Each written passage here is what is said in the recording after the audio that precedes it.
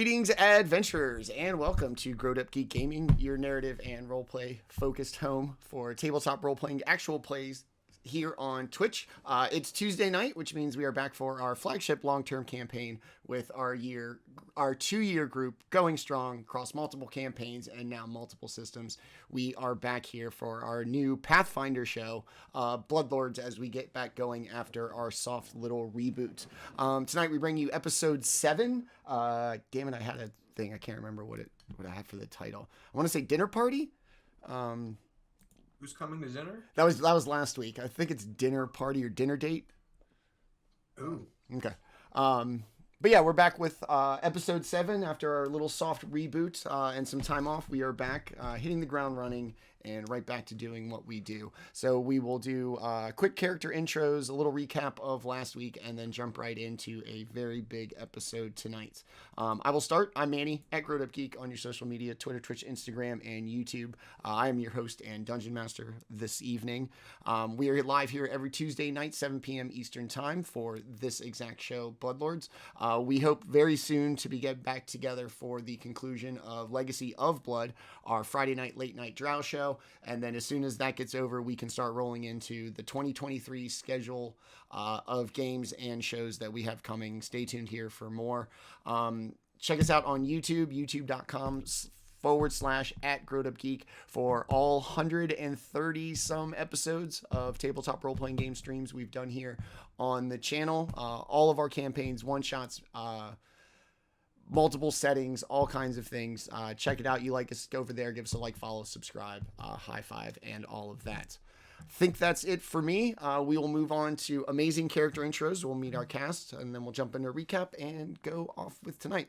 Let's start with Tenta.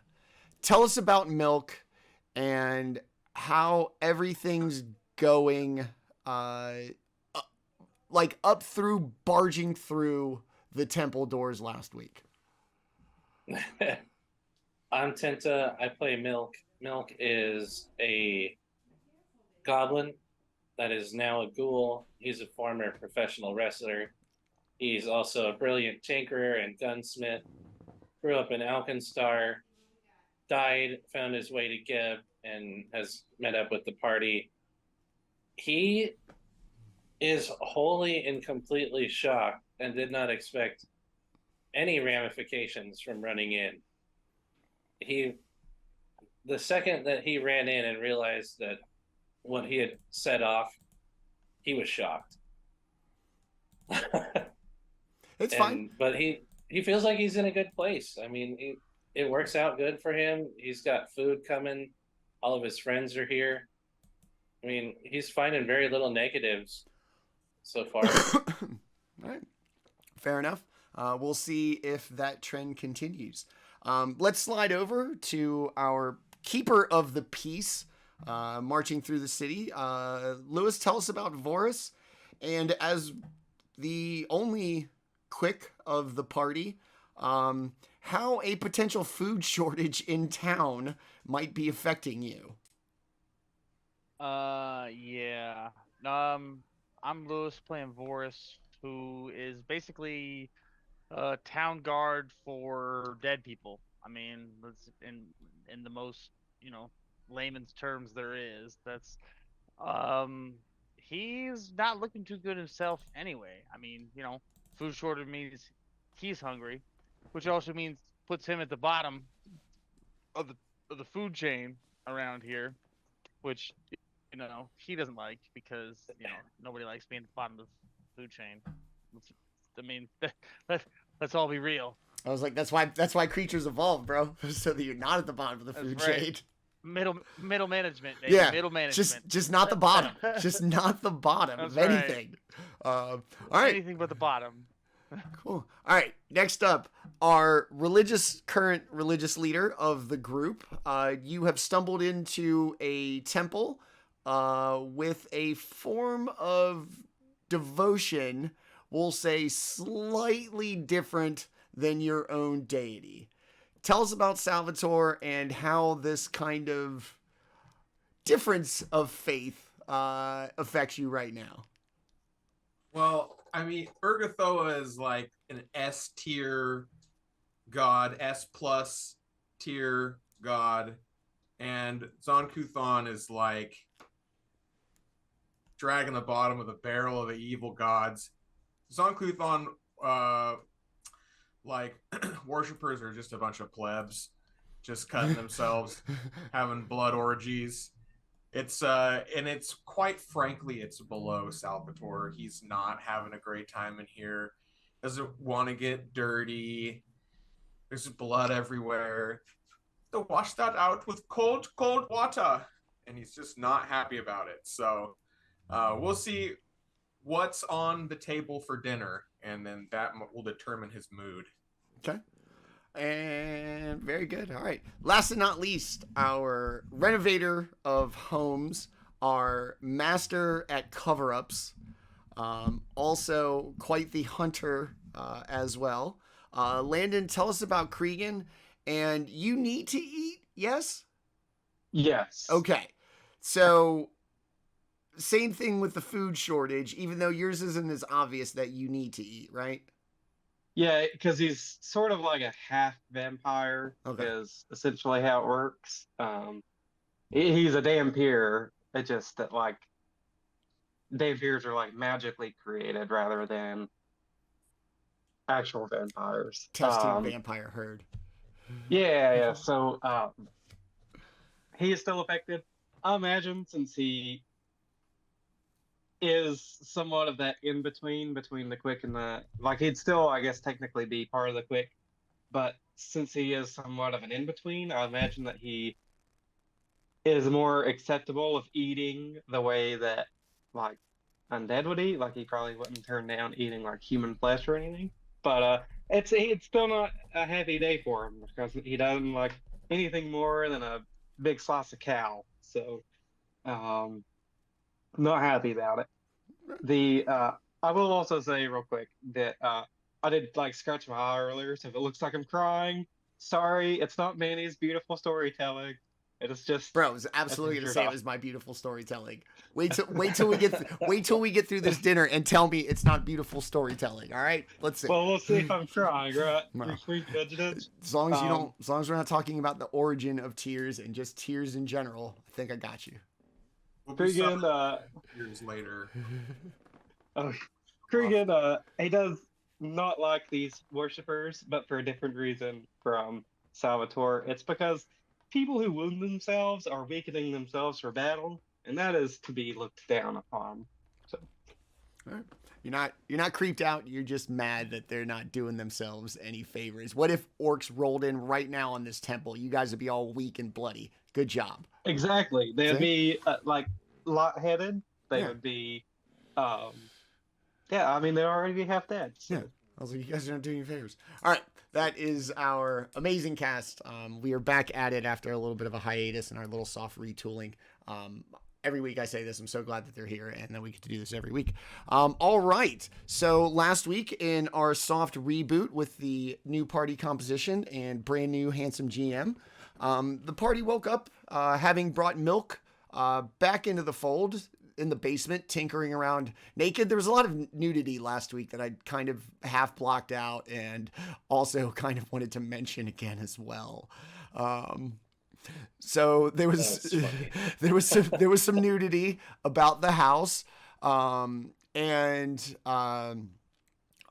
You gave the warning. Yeah, Argoon trying to ingratiate himself with the group, decided he was going to make at least Vorys breakfast, and upon waking up, Vorys discovered that the breakfast not exactly edible. Argoon said it's because it was a shortage of supplies in the house, but they should be able to go to the town, do a couple little shopping errands, and most importantly, get new groceries for the house. As they decided to set off, there was an awkward knock and a scurrying away little disembodied hand, as a very attractive female disembodied hand, notably Argoon's ex, showed up to deliver what at the time the party, too busy to read, got out and set about into town. First thing they encountered was angry, quick, citizens of Grey Dirge, talking about how there has recently become a food shortage, most likely tying to the poisoning of the grains that the party investigated towards the beginning of the campaign. At this point, Milk and Kreegan set off to potentially go hunting for something and bypass the local economy. Vorys and Salvatore went to a kind of local, we'll say, fence. A man who's known to get things from time to time. Vorys and Salvatore. Argoon was with you too. Yeah, Argoon was with you. Him and the shopkeep had a little back and forth. They discovered through the selling of just, there's nothing important, right? It was just some excess stuff you guys had found. Yeah. Went about that the merchant was also in the kind of pawn business, that money and food had become so scarce that people were selling off anything they could to get fair money or grains from this vendor, that they lost faith in the market and everything, and that the food shortages were coming. Meanwhile, Milk and Kreegan were out hunting. Milk rolled like a 28 stealth, like something just disgusting. Snuck into the woods, heard something eating, and when they finally fired their shot, just completely annihilated these rotting undead dogs that have also kind of been a thing about Grey Dirge lately. And in the mouth was what? One of the priests, yeah? Yeah. One of the priests. The priest was against the tree, so they were eating him. Yeah. He was like slumped up against the tree, Okay. and he had the bullet holes in him. The explosion. Yes. He did not survive, but he was dead ahead of time anyway. Party went back, met up, decided to go to the market, and upon doing so, saw this very dramatic scene of priests, scarred, bloody, dragging away one of their own. And in doing so, this town full of people and angriness and hunger, everybody got the hell out of their way for knowingly who they were and what they were about. The party, Milk in particular, exceptionally curious, decided to follow them, burst into the temple, at which point they were greeted by 3 acolytes, women, all 3 of them, one of them heavily tattooed, all 3 of them exceptionally scarred, some of them bleeding with fresh cuts.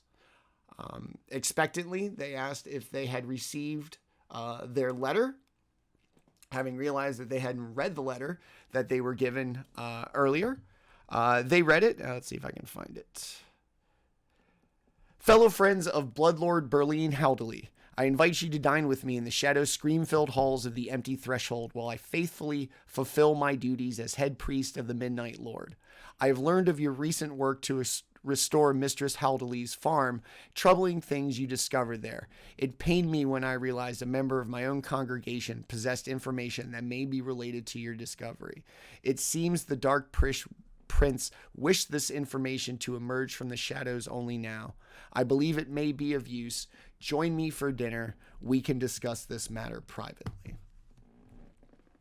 The acolytes, sensing that the party was there for their dinner invitation, invited them back. They were given an option to perform a sacred rite in order to enter the private dining room of the priest. Salvatore, being quite quick, figured out a way out. The ladies all cut themselves, much to their own pleasure, sprayed some blood on the party. They washed it off. Were shown to a large dining room where, let's see, let's get all this stuff up on screen. Boom, boom. Where this man stood up from a very well-appointed table, shoved a spider in his mouth, wiped it away, folded his napkin, pushed it down gently, set his table, stood up, walked over to the party. And as he walks over, we will pick up right there tonight, episode 7 of Bloodlords, episode 7, Dinner Date. Dark skin, covered in what appear to be ritualistic scars, and having just shoved like a potato-sized spider into his mouth, wiping it away gently, folding his napkin, standing up, and walking towards you. What would you all like to do?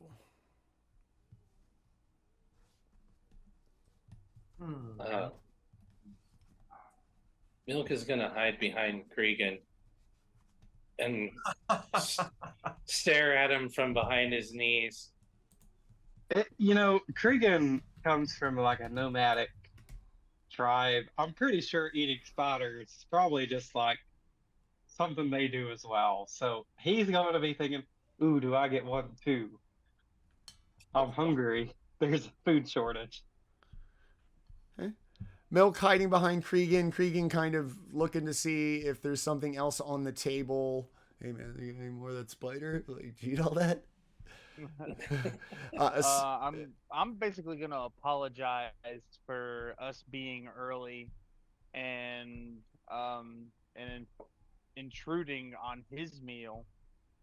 It seems that we interrupted what he was eating earlier, and it seems that our invitation wasn't till later. So he's gonna kind of hear you out. He's gonna look at you all individually, kind of almost going over like a checklist in his head. Undead priest, weird goblin, giant redskin orc, city guard. Okay, that's all of you. Vorys, you can go ahead and apologize, and we'll just go from there. I would like to apologize for my brash young friend right here. It seems he couldn't hold back his overwhelming joy for coming to see you.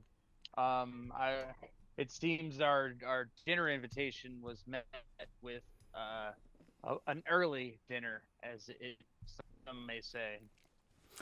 By now it's probably like lunchtime. You guys messed around the house, went about town. Kreegan and Milk went out. So yeah, it's probably afternoon. He's gonna look at everybody, kind of. Well, yes, welcome. I do appreciate the urgency of your reply, even if it was not quite when we expected you. Please, sit. And he kind of walks over. He's even got like a little chair that's like a little higher in the butt, so that Milk can actually like sit like at the table like a normal person. I have made as many arrangements as I must, hopefully to make you feel as comfortable as possible. He's got the little like kind of, it's dignified, but it's still a kind of booster seat for Milk. For Kreegan, he's got a very large chair, very soft. Vorys and Salvatore just kind of shows you to regular. You're not like particularly large or anything weird. You just look weird, right, Salvatore? Yeah, I'm just like tall and skinny. Okay. So no real special accommodations needed for you, right? No. Okay. Yes, come sit. I do not get dinner guests very often, as you can imagine, in this town. It would be great to hear from you. Sit. And he goes and sits down at the place you saw him get up from when you came in. Very, like, formally takes his napkin, unfolds it, like, lays in his lap, and you see him kind of, I don't know, nervously, but much more like kind of OCD, arranging his silverware.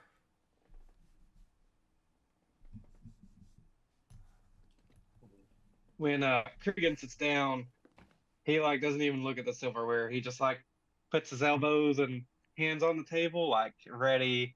If they put food in front of him, he's gonna grab it. Okay.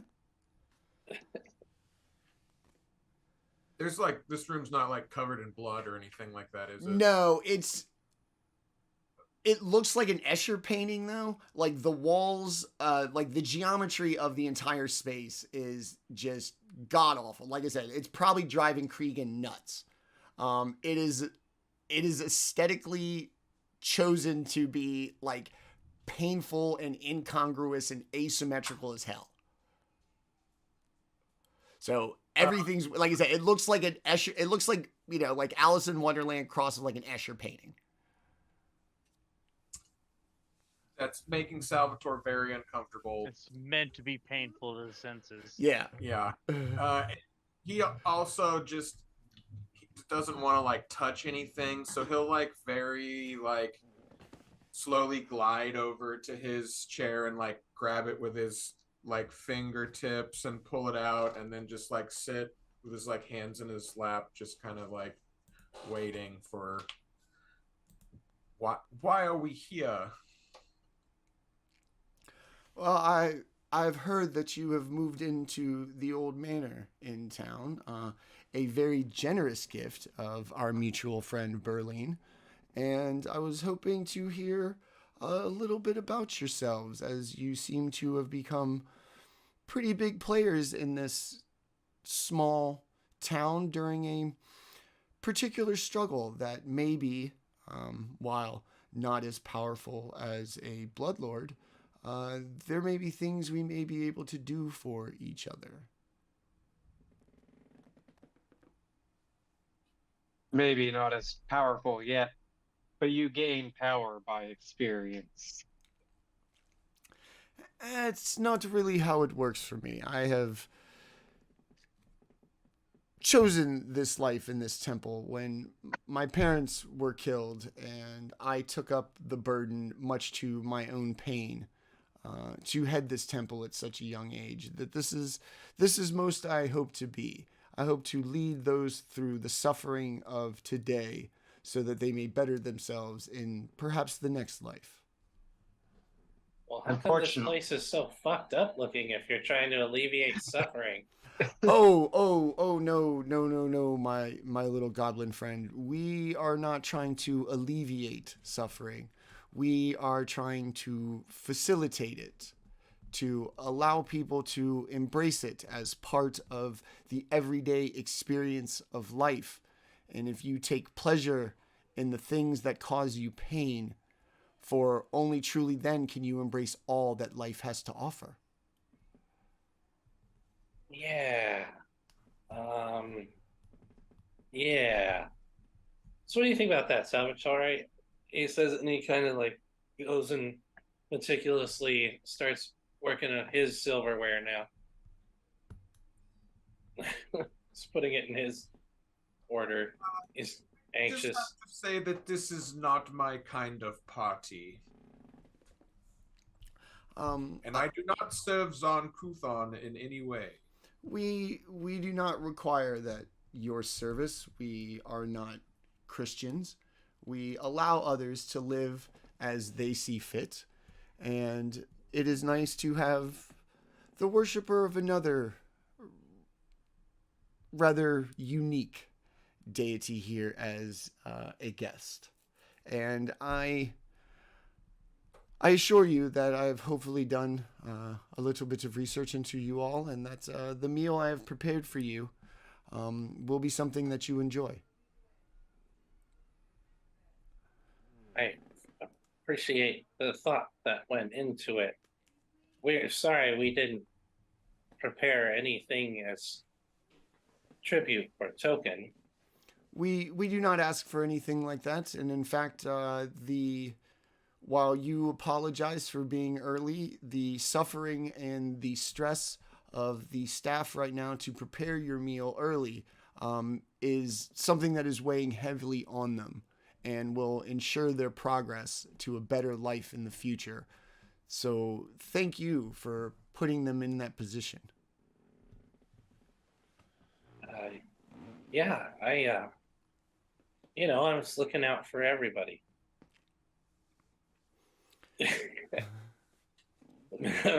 Milk looks sheepish. So, none of you were born here, I assume. I've lived here my whole life and have not seen very many of you. What brought you to GrowedUpGeek? I would love to hear stories. We don't get new citizens very often, very transient people coming and going. Nobody seems to want to stay.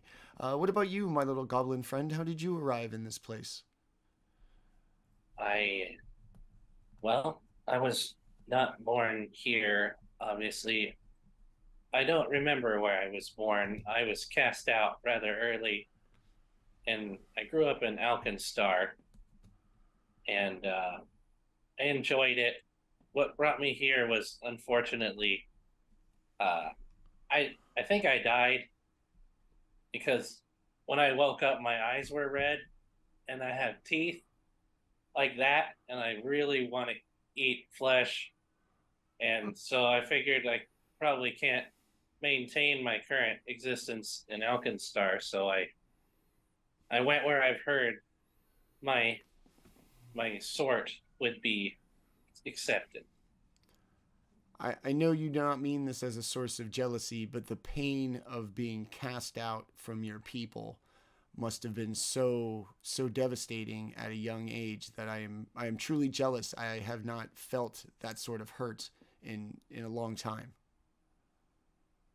I almost starved to death and I passed out in the woods. Oh God, I get that. That sounds so amazing. That sounds. Milk and I are doing the same facial expression. That's right.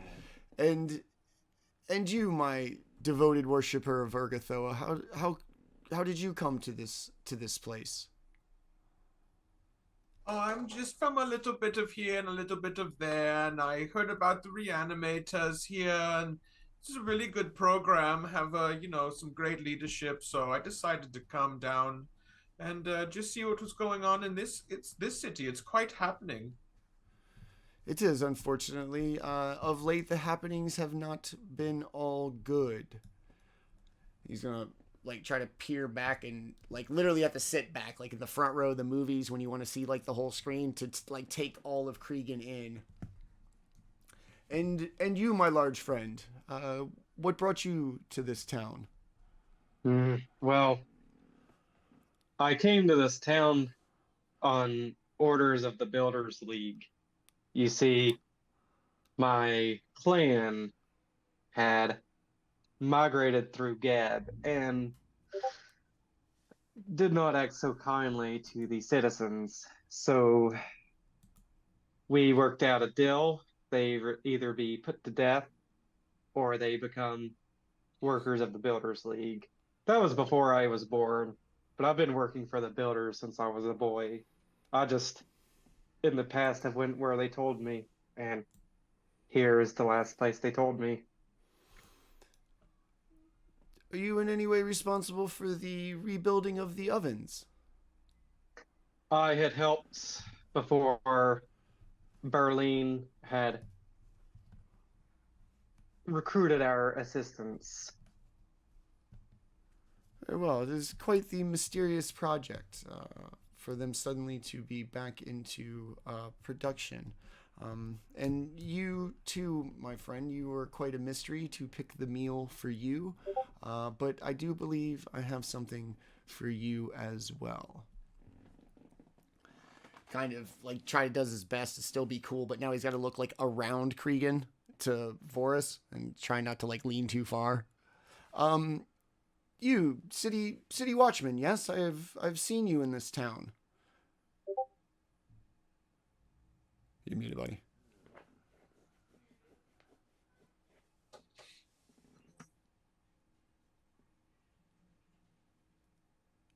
Maybe. Yep. Can you hear me now? Yes. There we go. It's just my shitty microphone. Yeah, no. No, I've been in this town for a little while now. This is just another sunset I rode into. Understood. And you can see him kind of look back, and the three girls who happily cut themselves for you are kind of standing in the doorway at the far end of the room. You see him gesturing in. Three of them carry a large tray with the lid on top. another acolyte that you've never seen before carries in a fourth one, and then a fifth acolyte looking kind of meek in like stature and in posture, but also with a very weird smile on their face. And they come over, and the ones with the trays stand next to Milk, Kreegan, Vorys, and the priest. And in unison, they set all the trays down, lids still on them. Salvatore, you'll notice that nobody has showed up next to you with a tray, but the meek and kind of slouched over acolyte stands right next to you, looks you in the eye, and has a smile on their face. Please tell me this is gonna hurt. And the priest, nope, not yet. Sorry. Just, you can see him like giddy. They rip open all the lids. Milk, you've got all kinds of just random cuts of meat. It looks like excess trimmings, nothing particularly cut deliberately for you. It's like neck bones and weird kinds of shit. Vorys, you have, hold on. It gives everybody specifics. Pigeon pie with onions, like a nice, like big fat pot pie. Onions and pigeon. Kreegan, you are literally just given like the upper leg of a large indeterminate animal. All of it. You got this leg. All of it's very fresh. It is definitely fresher than anything Argoon had for you. And depending on how well it's been, this might be like the best meal that you've had in Geb. They pull his off. It is just this collection of spiders and like pill bugs like this big, just all crawling around. And you can see him like have to throw his arms around so they don't like crawl into other people's food. And the last one, he looks at the acolyte. And for you, my cleric friend, I offer the memories of one of our acolytes, in the hopes that your drawing of their memories will cause them such intense pain that they will truly feel closer to our Creator. And you see him like standing there, like looking Salvatore in the eye. Please tell me this is going to hurt. Oh my God, please tell me this is going to hurt. Oh, no, it does not hurt at all. You just feel a little bit dumber afterwards. And like you can see him like disappointed, like just, oh, now. The disappointment of not getting what you wanted is suffering. I mean, I could just go push you down some stairs as well afterward when we are done. Ooh, okay. And he looks at the priest. The priest is like, yeah, okay. Now, by all means, everybody dig in. And you can see the acolyte next to Salvatore, like, kind of mad that he's not going to, like, literally get dug into. I'm not going to be eaten. Yeah. Is it fair? Yeah. It's like, I wanted this to hurt. And so you can see him just kind of just start cramming in, like, these giant bugs that he's eating them. As he does so, like, he makes horrendous faces. Like, he is eating the most disgusting thing he's ever had, yet he is just shoveling this stuff into his mouth. These insects are large. The carapaces are quite like jagged when you break into it. And after like 5 or 6 bites, his mouth is bleeding. Like his lip is all like jagged up from, you know, like taking a carapace in the lip. And he's just eating away. Please eat as much as you like. If you finished what is in front of you, we shall bring you more. But do not tell me in advance. Wait until you are finished if you would like more. The pressure of the kitchen, they would love it. Yeah, Kreegan looks like he's never eaten before in his life. He's just like carried it off. May this meal bring you terrible indigestion afterwards. And he just goes back and like blood's like pouring out of his face now just from really being gashed up. And you can see him crunching bugs and like shoveling them in there, not taking a break, chewing with his mouth open, like shoveling this in as fast as he can. That at this point, it looks like he might as well have been chewing glass for the last like 30 minutes. His mouth is just so bloody. It's dripping onto the plates.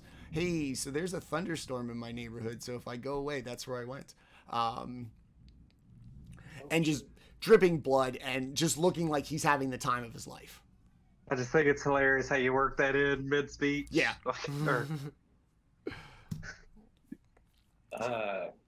Milk is not making eye contact with anyone.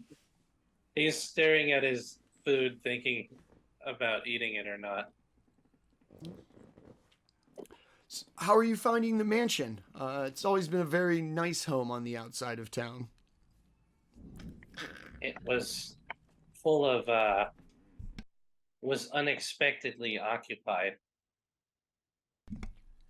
Oh, they're still there? Yes.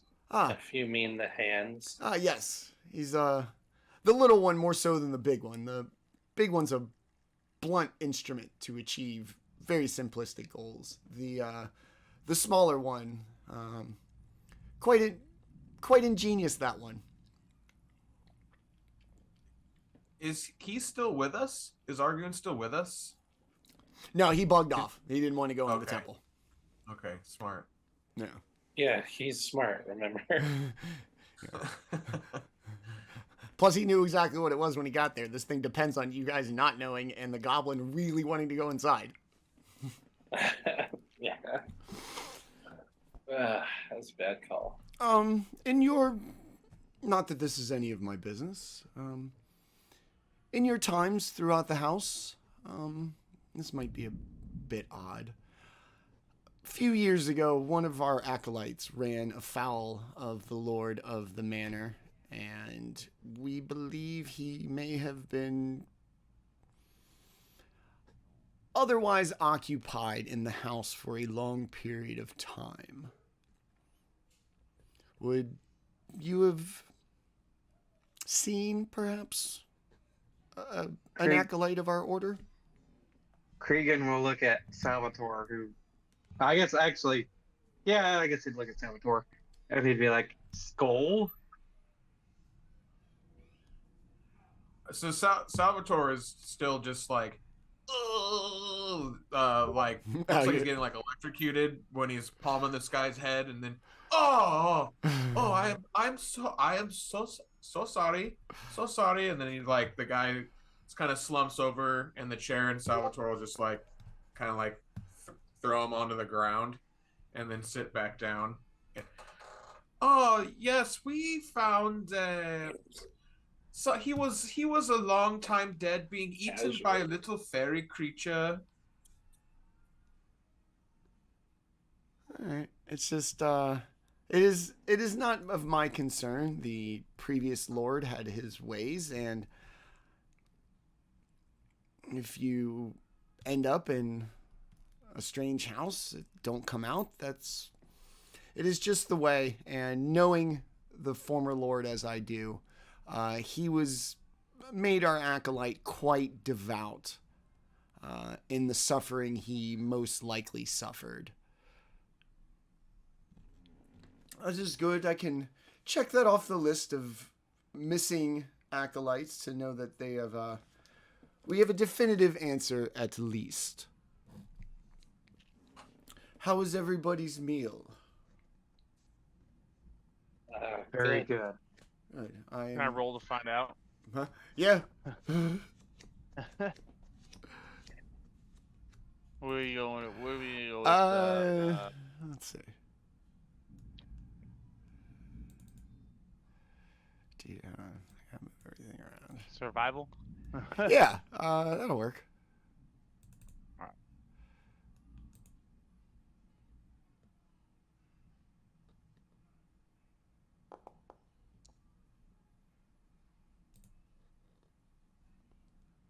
Yeah, Indifferent. it's good. everything's like nothing's like rotten or anything.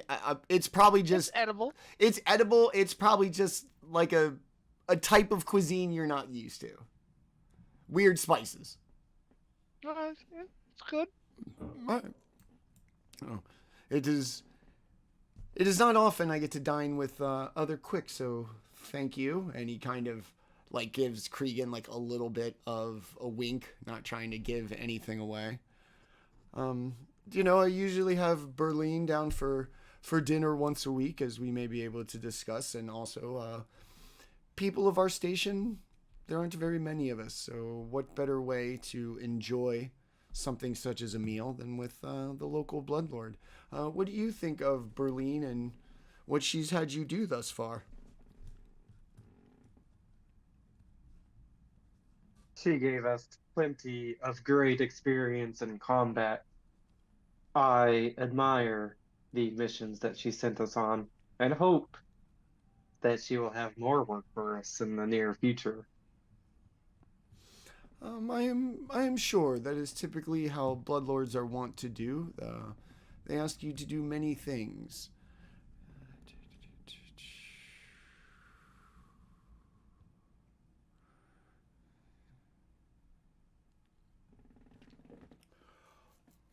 The priest closes his eyes. He enjoys his last little bite before gently returning his napkin and spoon to the table.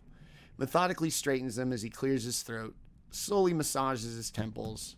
You can see kind of ripping at some of the stitches that have closed the wounds in his head, opening them up again.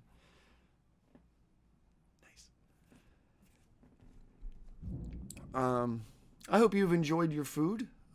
I must pay for the pleasure that I received from this later. You can see him just wiping his mouth. For now, we have matters to discuss.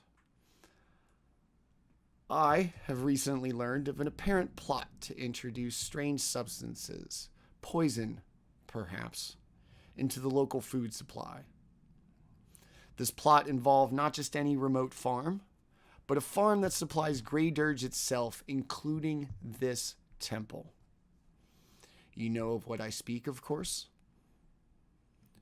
It is in fact why I brought you here. Word of this plot did not reach my way by our mutual acquaintance, the esteemed reanimator, Mistress Berlin Helderly.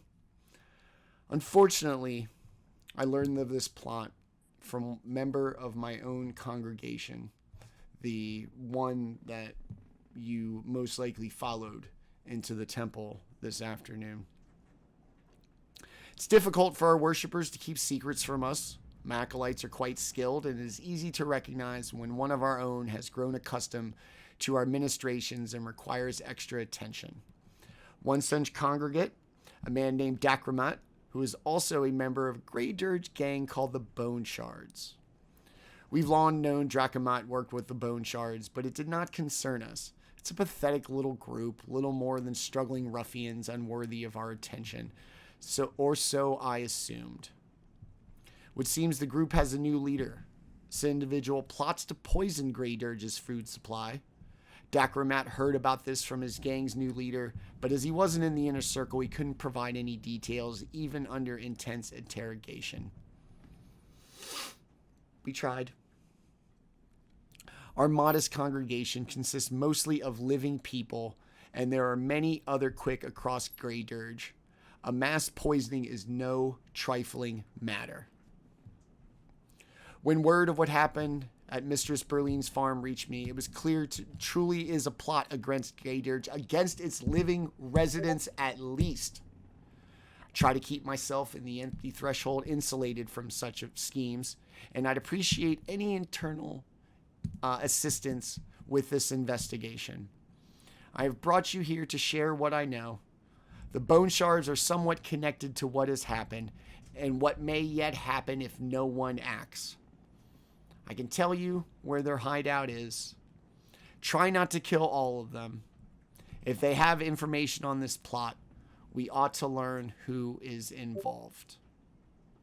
When he says try not to kill all of them, Kreegan kind of like does a little pout like a snort. Like it's not my fault if they attack me. That's on them. I know, and he's gonna do this whole thing again to really get the kind of full scope of how big Kreegan is. That even if they were to suffer, that is an act which would please my God. And any act that pleases my God is something I cannot stand in the way of. You have my wholehearted endorsement and appreciation if the ones who do suffer immensely. He'll kind of grin at that. I will take their legs off before I plunge my blade into their chest. As he kind of like, he thinks it sounds really cool, but really he's just getting topped up. So.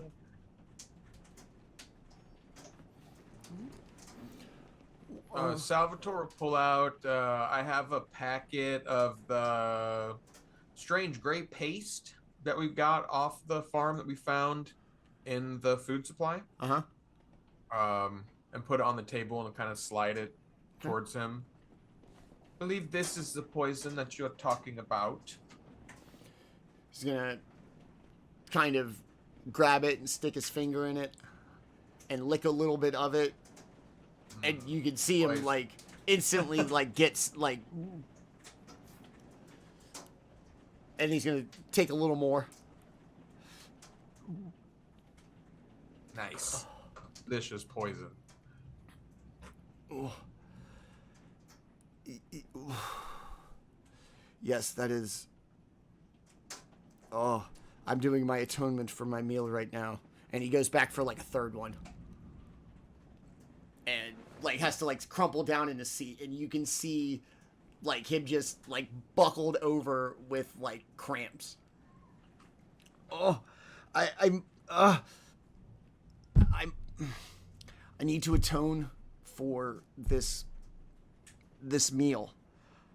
You can find their hideout in the old tannery in the meat market district. The 3 acolytes that have been cutting themselves and attending to him come like rushing in. They look like hella concerned, but also kind of happy too. No, stay away. Ugh. Blood starts to like pour out of his nose. They show genuine concern. He slaps them away. I ate too much. This is what I must do to atone. Punches himself in the face. Blood just comes rushing out. So he's especially pissing Salvatore off because he just said he ate too much, implying that it's bad to be a glutton. Punches himself again. This atonement will take quite a while. I can ask you to check back in after you go look in on this gang. And as he says that, like you just see him fall out of his chair onto the floor and just like writhing in pain. It was great to have you for dinner. Let's absolutely do this again sometime. Like short of breath, like barely capable of getting these words out, and just half convulsing on the floor as the acolytes like kick him. Just I was gonna say he showed us a really good time, so in appreciation, Salvatore will walk over. That was a very good meal. He had some very embarrassing memories. That was delicious, and then Salvatore will kick him as well. Oh, thank you. Oh God, it was truly my pleasure. And the acolytes are kicking him, but mostly because it looks like they feel like they have to. They're not. Their heart's not really in it. Like they genuinely seem concerned that my man is going to die, of his 3 doses of poison, of his own volition. And you can tell he's really happy that Salvatore like really came over and kicked him. Let's do this again. Now tell me what you find out. Kreegan will like kind of pay him no real attention. Like it's like you did this to yourself, you know. He's gonna like, just step over him. yeah, just step over him, and he's gonna be like, time to kill, as he just kind of like holds his hand on the grip of his sword and just like walking out like it's like he just had a big meal. It's like a Christmas morning for him.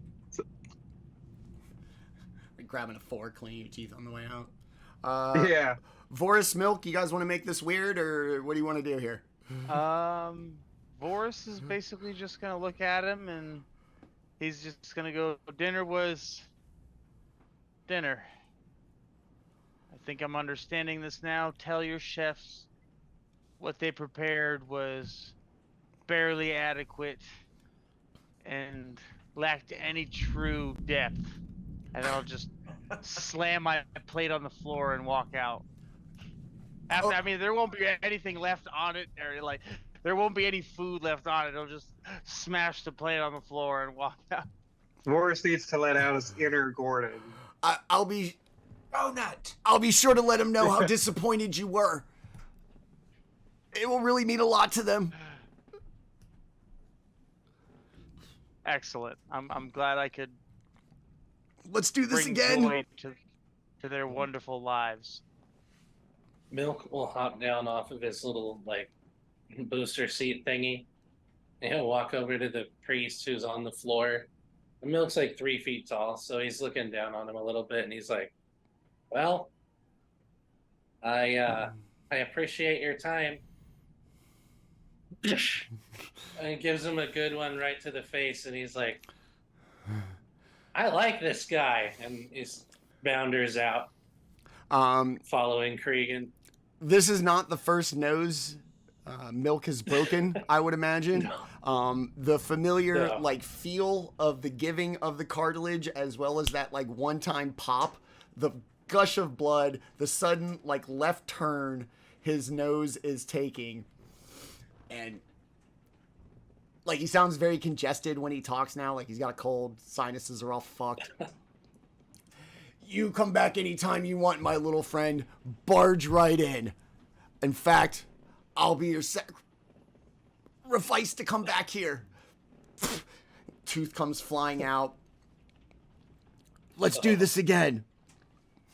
One of the acolytes is like kind of expectantly looks at like Vorys and Kreegan. No? Okay. All right, let's go. You got, yeah. Kreegan, Right. he enjoys inflicting pain, but he likes to do it in a way where he's challenged. If someone's just asking him to hurt them, Kreegan's going to look at them like they're stupid. All right. And that's exactly what he does. That's fine. So one of them leads you out, and as she takes you to the street, she basically tells you to go back, that the member of the church that they had snatched up that caused you to follow them, the place where they snatched them from is exactly where you're going, because that is in fact where they snatched them from.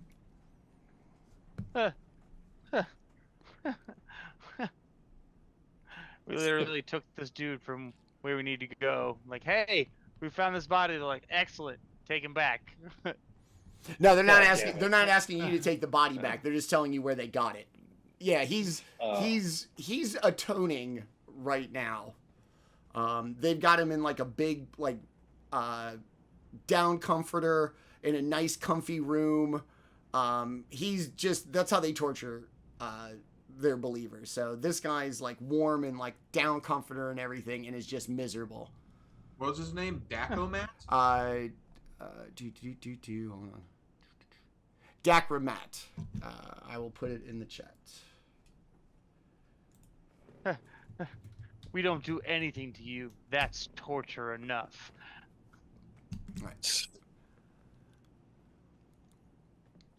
As you make your way back out, it's a little later in the afternoon. You guys really kind of stuck around for the freak show. It's getting to be, early evening, 4 or 5 o'clock. The mood on the street has not improved any. In fact, it is later in the day. people have now missed at least 2 meals today. And it's getting a little, like, rowdy out there. Ooh. Man. Sucks for the guard on duty right now.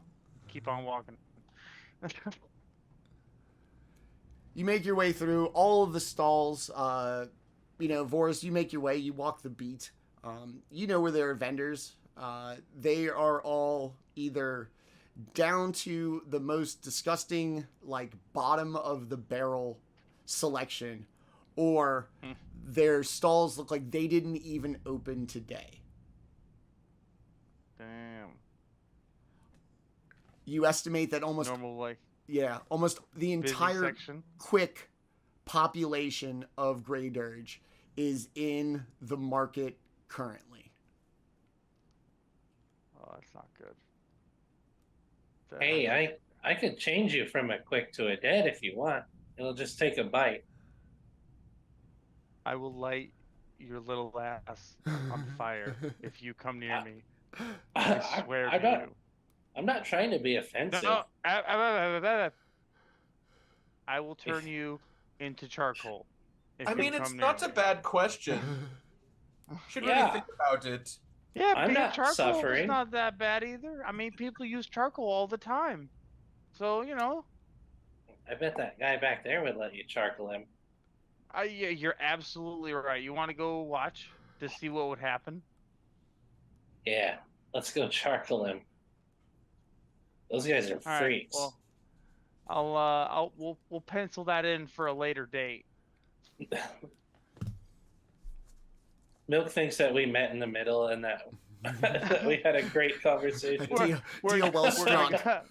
Yeah, he's like, you know what? That's a good time. We should do this. Yeah, he's like, I like this guy. My friend Vorys is nice. Yeah, we're gonna just keep making our way over to our destination, just trying to keep people out of our way. Is it just like people are trying to like still find stuff to eat, or like is it kind of like one of those things like, you know, everybody that has food is kind of gone type of thing? Yes. And it's everybody has more or less given up on trying to find food. This is one of those situations where everybody is out in the street to like commiserate in their shared misery, and like populaces are wont to do at times. The slightest little thing could pop this thing off into, you know, what's that word? A riot. Oh, I forgot to mention, by the way, whatever leftovers that Kreegan would have, because I know depending on the animal, it's probably more food than he could eat for like a whole leg. Whatever leftovers he has, he's carrying with him. That's just like terrible fucking idea. Like a femur. Well, I was just letting you know.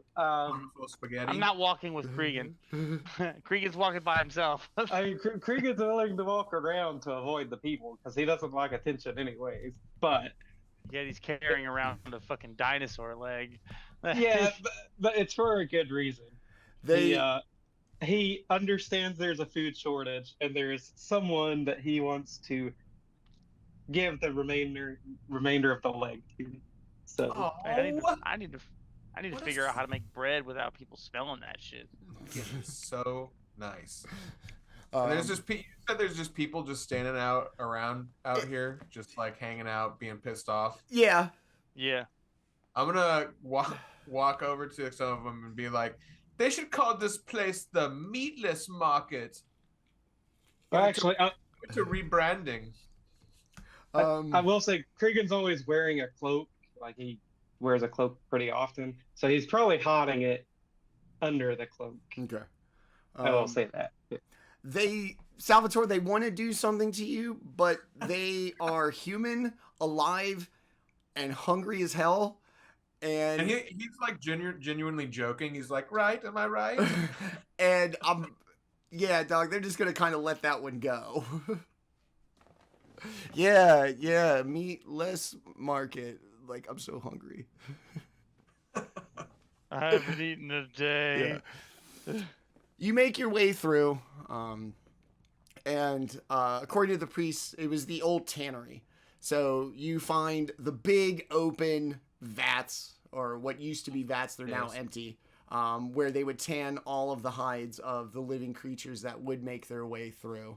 And you notice at the bottom of one of the tanning pools, like a cutout developed, and what looks like, I don't know, like a trail of wear and tear in the floor where you can see that people have like walked back and forth down into the kind of vat and into this little hole in the wall.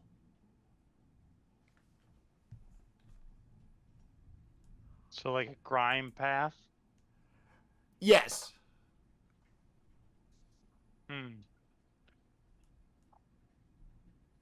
You never want to follow a grime path I'll unknowingly. detect magic. See if there's any kind of magical auras about.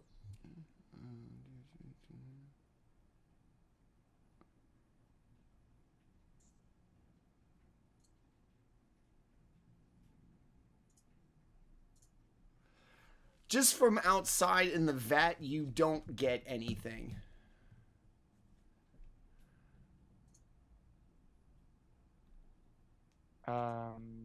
I guess we're gonna start. I guess I'm gonna start moving towards the wall. I guess that the path leads towards. Okay. Everybody else? Yeah, and can we, I don't know where they would live, but can we just say Kreegan will swing by to drop off this chunk of meat at a house? Yeah. Awesome. Do you want to disappear from everybody else and do it on your own? Yeah, that would be fine. Okay. Like I said, Kreegan is going to try to not show people that he has this big chunk of leg, and he's going to be kind of hiding it. So he's just going to slink around the edge. He knows where he's meeting the party at, and he's just going to stop by there. So, okay. Salvatore, Milk, you gonna kind of stick I'm with? following Vorys, Okay. and I'm sneaking around behind him, kind of trying to stay in the shadows. These people are numerous and hungry. And if just a reminder, of Vorys, if you're in the front, you can use the scouting ability, and it'll give us a +1 to our initiative if we get into a combat while you're scouting. I usually am always scouting. You make your way in, and it winds through what this hole in the wall appears to have been cut, like to meet with a passage that existed previously. Just kind of a shortcut. You make your way down. You start to hear like the echoes of like whispered voices. And so far, everything that you've seen was exactly as the priest described to you, that you would see at the gang's hideout. A gaping maw of fangs, each made of thousands fused human teeth, lines this short passage, which opens east into a vaulted chamber of stone. The skeletal remains of 4 people sit propped against the wall, where the passage widens into a larger alcove, 2 to either side. Each wears a simple leather skull cap strapped tightly beneath its jaw. Give me 1 second. And all right, this should still work, I hope. Give me 1 second. I'll be right back.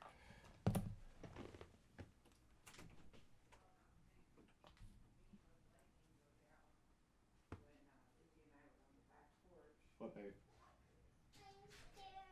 Come here, baby. Come on, Izzy. Baby. I still think the scythe looks super cool. Sorry, from Salvatore. my kid got scared by the thunderstorm. Oh, no. All right, so you've made your way to this passage, and you begin to hear, like I said, like shallow voices.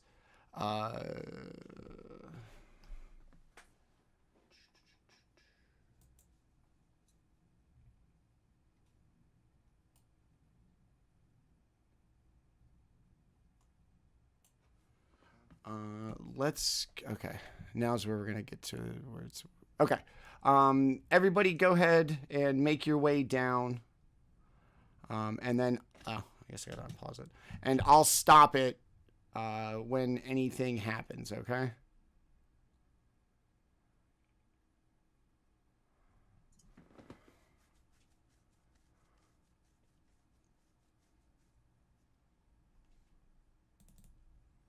I'll slowly go down to make sure that like people can keep up. Oh, actually, wouldn't Milk be stealthing about?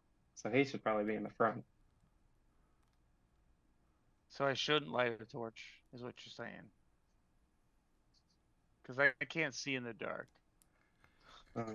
You can see, like at the end of the passageway, the large room is lit. So this isn't entirely. What? So it's kind of like just like shadowed. Yeah. All right. Like I said, the big room is well lit.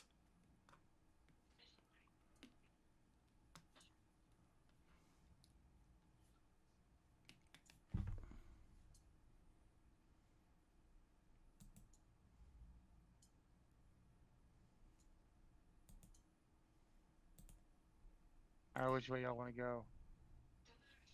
I mean, this room looks pretty cool. And here we All those bones at the end, 3 pools of blood. There's some tents down here. Okay. I mean, I there's think giant spikes in the doorway, so you know. All right, those are the teeth from this trip. All right, so I'm gonna hit the pause right there. You look out into this room. You see the big vats where they used to like tan and render fat down from the animals that were slaughtered. Right. Hold on, whoops, shit. What was the thing for the? Oh, there we go. Here are your 4 skeletons. 2 here, 2 here. As it opens up into the big room.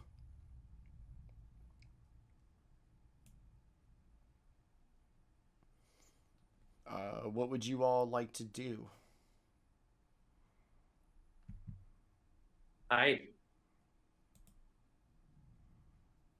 That's what I'm gonna do. Run in there. No. I figured it out. You don't do that, and you'll live longer. I guess I'm gonna go in while they're not. You want a stealth And- roll, Manny? Yes, please. All right, I got you, brother. I guess I'm gonna go investigate these bodies over here.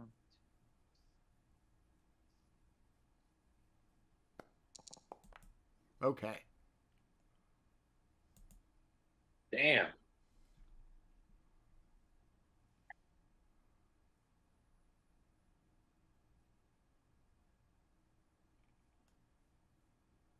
Okay. I need everybody to roll initiative, please. And Manny, I just sent you a message, but I'll just iterate it now. The stealth check could be Milk's initiative. That's fine. Yeah, I know that one I got was VD's too. All right, so this is where it's going to get weird. I hope that this works.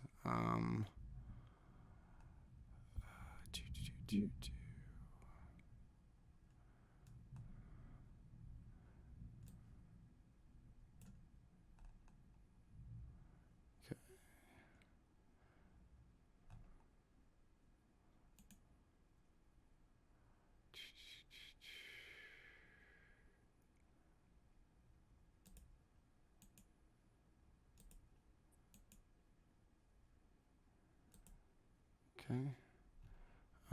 Let's see how I get you.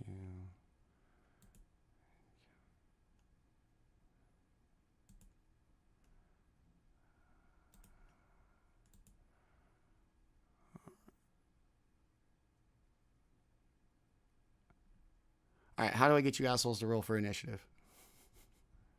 And get all the...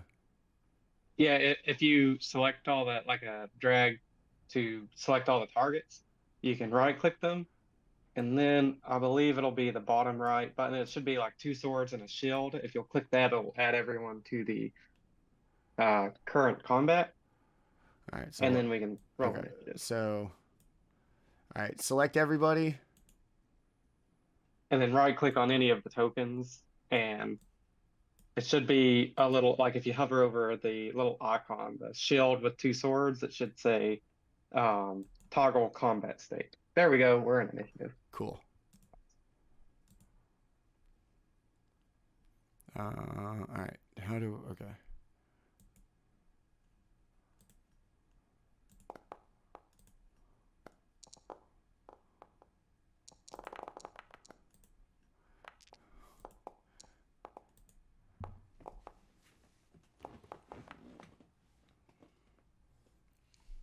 Okay.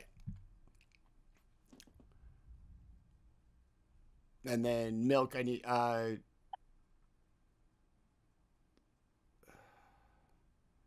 right, can I modify your initiative once it's done? Yeah, you should be able to Okay. drag it. Or Milk, what was your stealth roll? 24.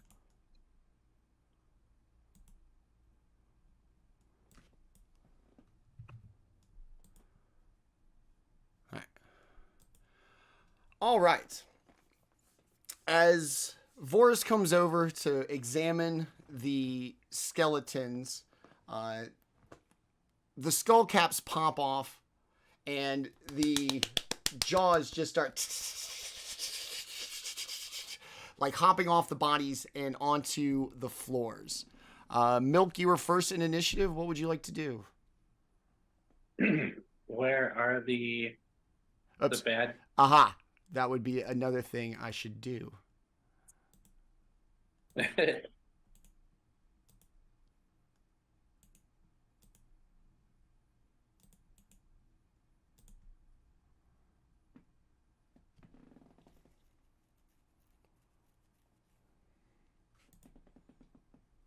right. So you turned us all invisible. all of you? Yeah. Yeah. Oh, I got it. Because you guys... Including the skull things. There we go. We can see the skull things. Okay, I got it. Okay, I got it. You guys are still all selected together. That's the problem. Got it. Yeah. Got it. Okay.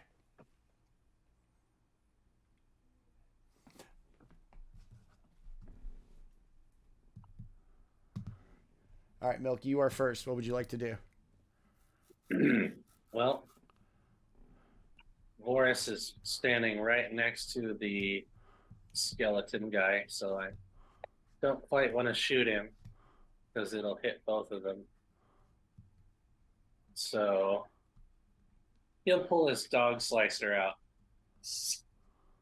and he'll walk over here and kind of slink down and continue his hiding. God damn it. There's not a wall there. Is there a wall there? Jeez. Oh, there's more guys over here. Oh, awesome. I'll shoot this one. Okay. This guy right here.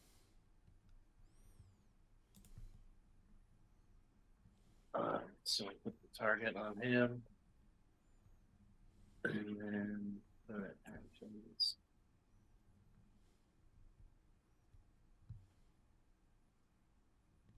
All right, time to shoot him.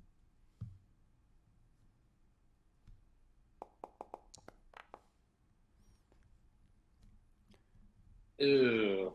Womp womp. Wah. So you're gonna blast. The concussion of the blunderbuss shot is going to like make them skip off the floor, but nothing. You just still hear the of the chattering teeth. Damn it, he says, and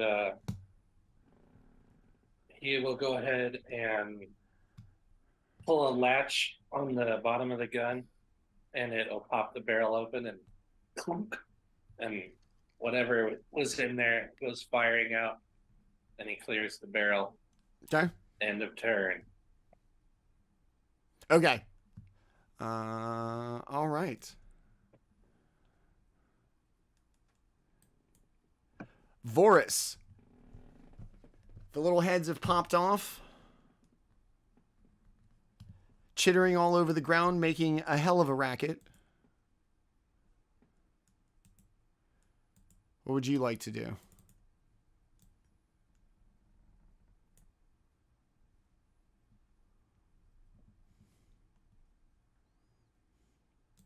So,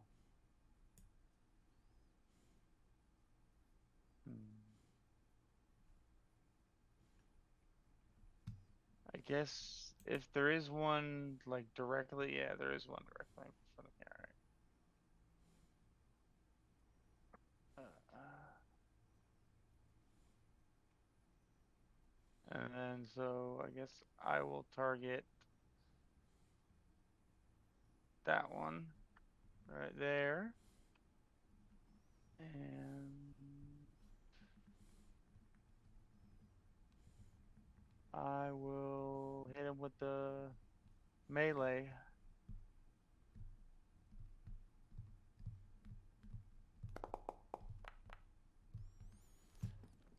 You were going to smack, like, the shit out of this thing. Alright, so that'll damage him. Hey!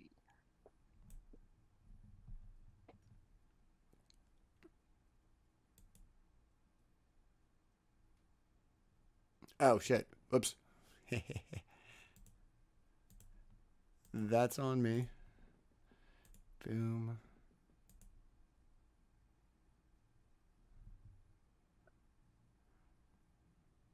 Alright. Okay. When that one died, all of the other ones got very mad, and they get one each extra attack now as a result. All right, so yours is dead. You just smashed it into a bunch of bits.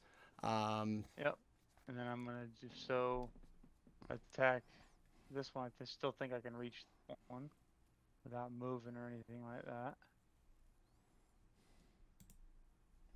So target that one and hit him with this.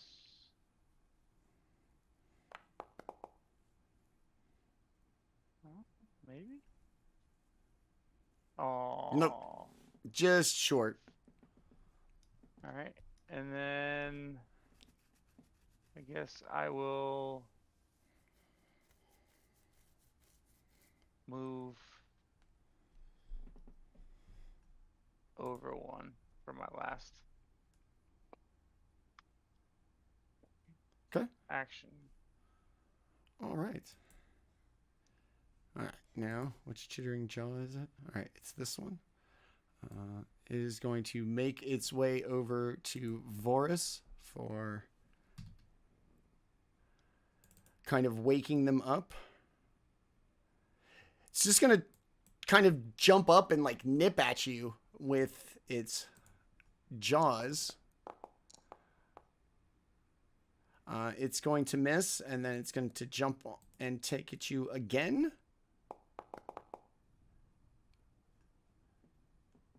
For a critical, it's really going to bite the shit out of you. That's some bullshit. Well, you're lucky it only did 4 damage. All right. Move, bite, bite. It's going to be it for that one. This one. Also, this one's going to move up to Milk. All right.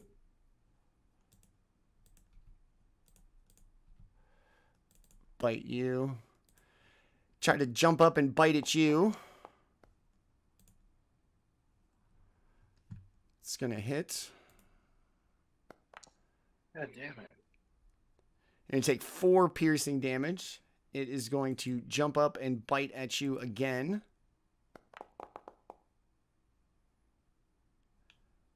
Missing. That's going to be it. Kreegan, your turn now. So I think it goes without saying that there's a little bit of rage occurring. I am none too pleased by this.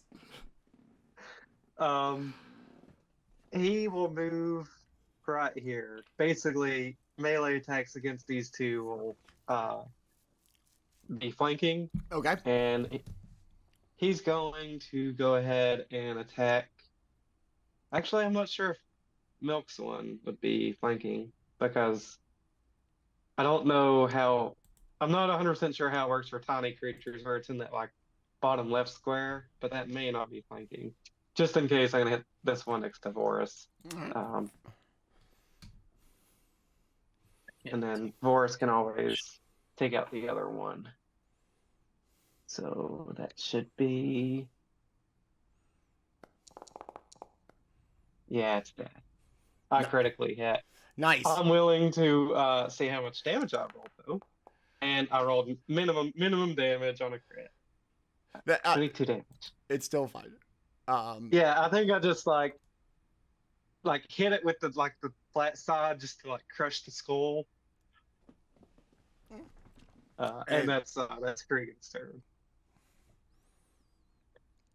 Oh, rage, move, strike. Okay. Yep.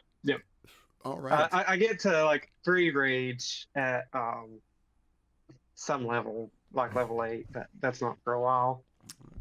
Salvatore, you just had a big meal of this poor, awkward person's memories.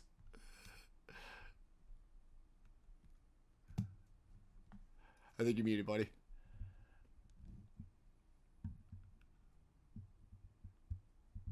Salvatore, I'm sorry, Nick, you're still muted. Yeah, so he's got the itis. He's head is a little bit more swollen than normal. He's got some like pulsating veins going on in there. But you can't just hang back and take a nap while everybody else is fighting. So I guess I'll have him move up into the room, and I'll attack the one that, or I'll shoot my spell at the one that Milk is in front of Milk. Yeah, take that. So I'll pull out his ceremonial scythe and swirl it around his head and bring it down, and a big like green blade will fly at this chittering jaw. And hey, we hit him. Nice.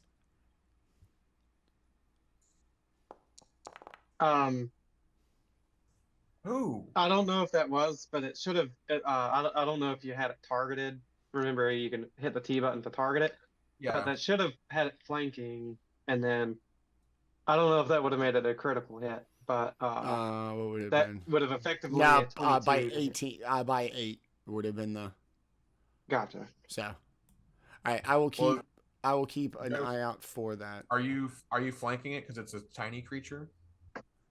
I think it's still flanking the way because I have reach, Okay. and you're in melee, and we're at corners. Yeah, that's I don't true. know about Milk because where he's at the side versus me at the corner. So I don't know if that counts, but for you, it should definitely count. But anyways, we can keep going. Sorry. All right, so you're Yeah, gonna hit it with its spell. You're gonna see it kind of fragment and kind of get deep cracks in it, and the chittering is gonna sound a little kind of hollow and janky, like you're rattling something around in a can.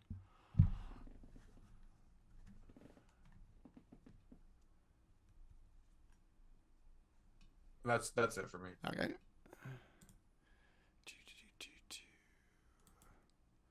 All right. This one is going to make its way over to Salvatore. It is going to jump and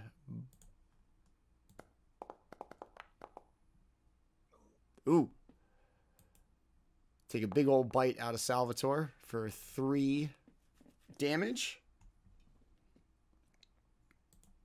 Then it's going to jump up and bite at you again. This time missing.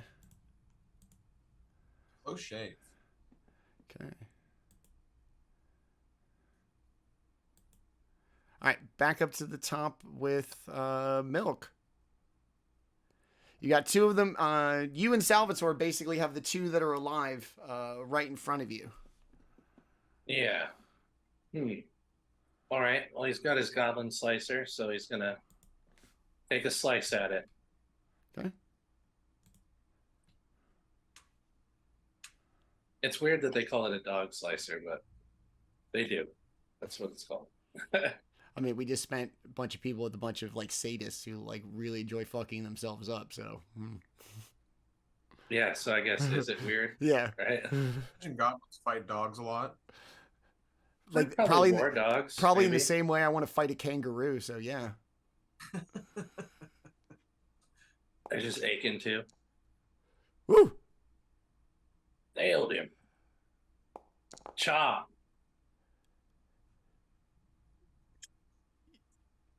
I was saying, you just hit yourself, dude. Oh, well, I Yeah. meant to hit the other guy. Yeah. This guy right here in Alright. front of me. 20. Sorry. Yeah, I was about to say because I like got the critical hit with the Okay. roll 24, and I was like hit by +3, Oh, sorry. and I was All doing like the mental math thing. right. So So was that a crit then on him? Or no? now, Did it only take one? yeah, I want to fix that. All right. Actually, 3 hit points is all it had left, so it is now deceased. Hell yeah. Milk pulls his dog slicer out and it's like a feral, angry look on his face and just shing right through the jaw and skull.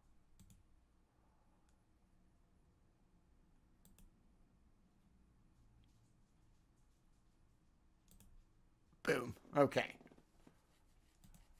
All right. What else? That was my swing with the thing. So I will take a shot on the one in front of Salvatore as Okay. well. I will target him properly this time. And go for it again. Gotta map it on this one. So, boom. Ooh, Oh, no go. missed. All right, well, I'm gonna try again. Because I might as well.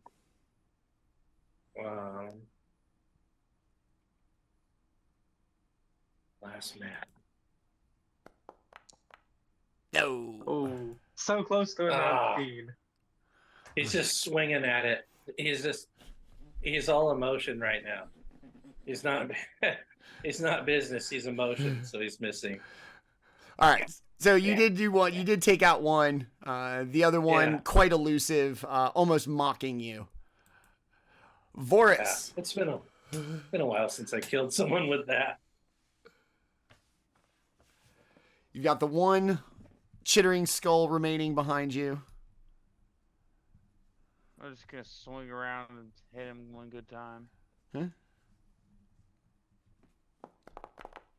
Oh, not that good time. Oh, you still hit it. Oh, I still hit it? Alright. Yeah.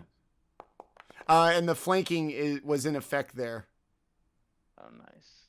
Oh, so the flanking is probably what did it then.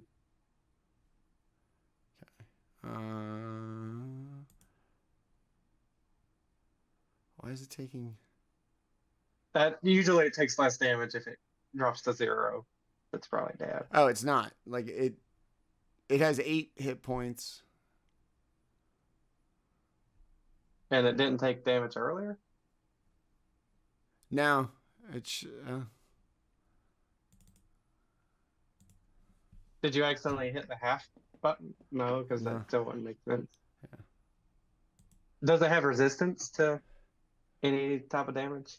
Immunities. Oh, yes. Actually, it does. Yeah, that's what it would be. Okay. Resistant to Slashing. whatever. Yeah. Okay. So you're going to connect. Okay. All right. All right. Let me put its hit points back then. Ha.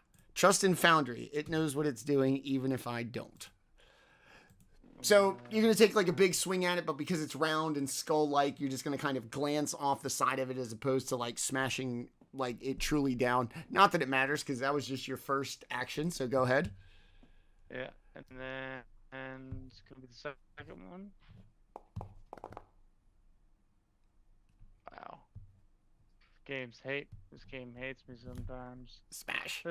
Almost.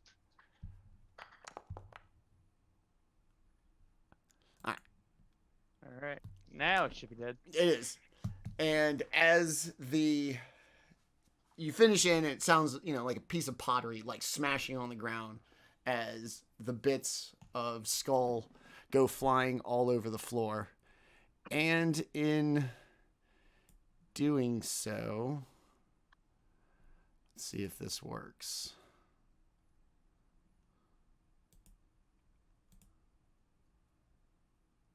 Perfect. 3 figures emerge from the alcove.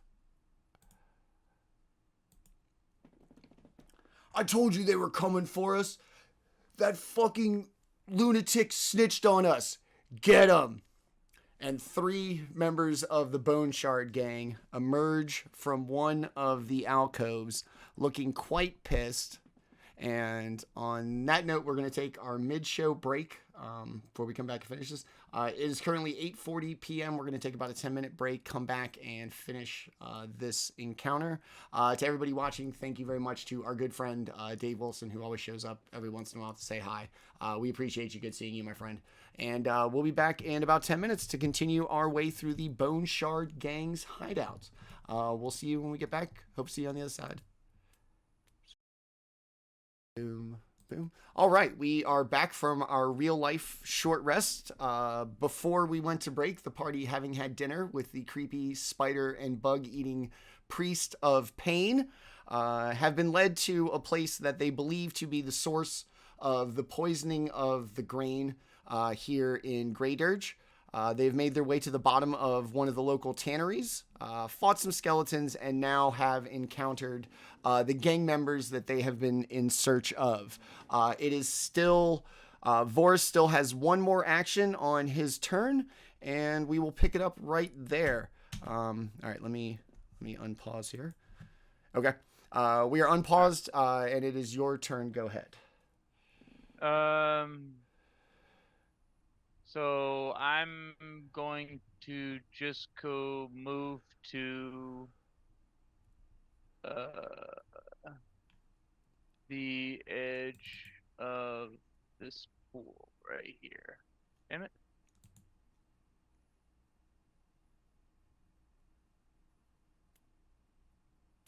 It's not letting me move.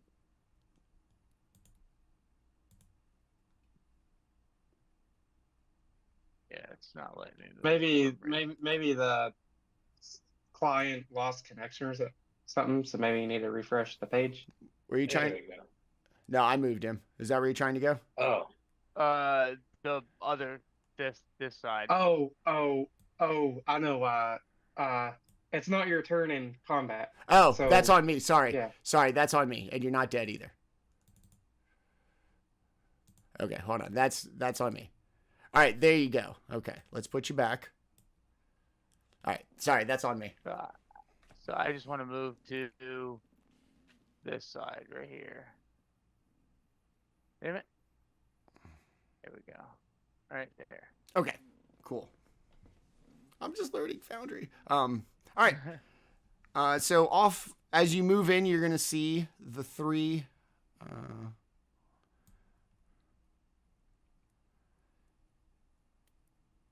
She.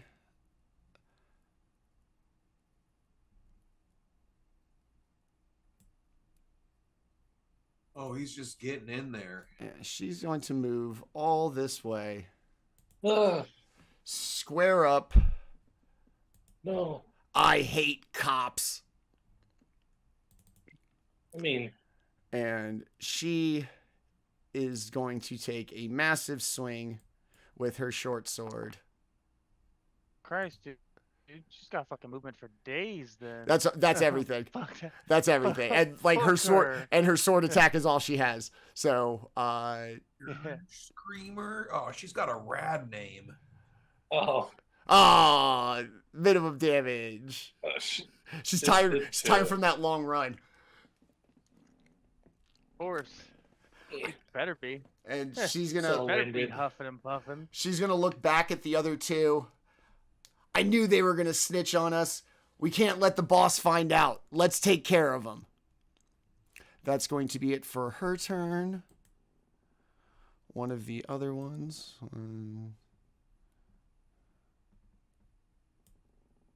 Is just going to move out here. And then move one more time to here. That's going to be it for them. Kreegan. Yeah. So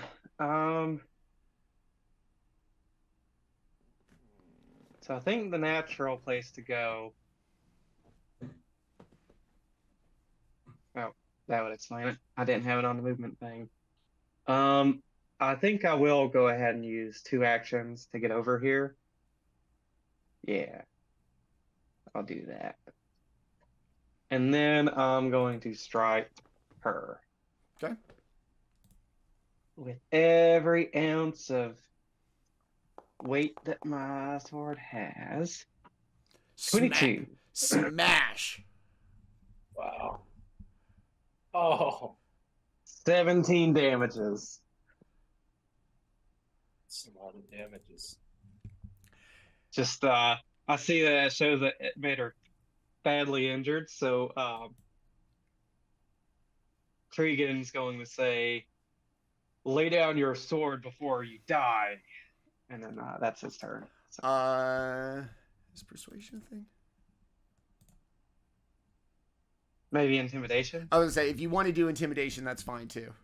No, I mean, because there's an actual action dedicated to like demoralize. So I used about 3 actions. Okay. Yeah. All right. So that's gonna be it for you. 2 move, Yes. double move, and smash. Yes. Free action to talk shit. Heard. Free action talk shit. That's the non-demoralized talk shit. Yeah. I don't really want her to react to something. I just want her to know that I'm mad. Salvatore. Yeah, I just want her to know her life's about to end. That's all. Pretty sure she's aware with your big swing. All right, Salvatore. Vorys and Kreegan have this thing kind of cornered and not doing well, and it would appear that you have at least 2 more gang members kind of on the run in.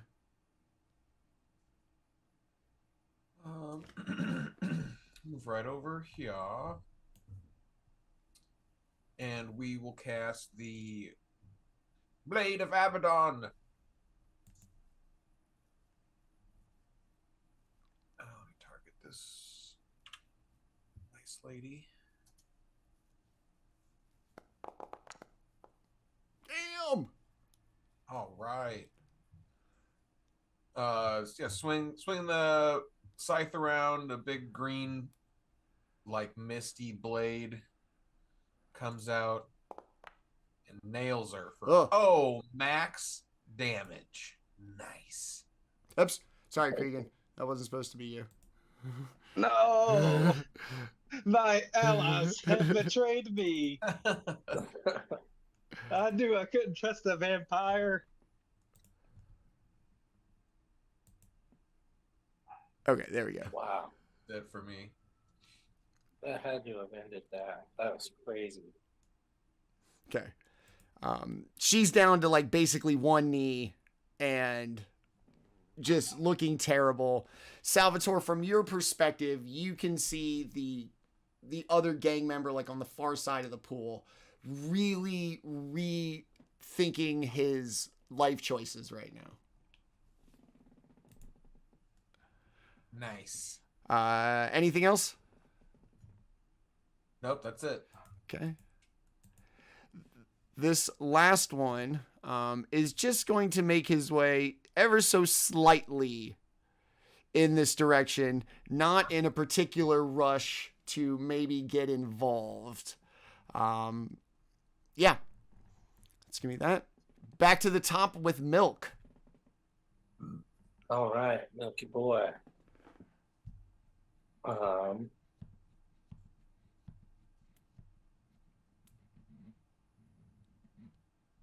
move over to here.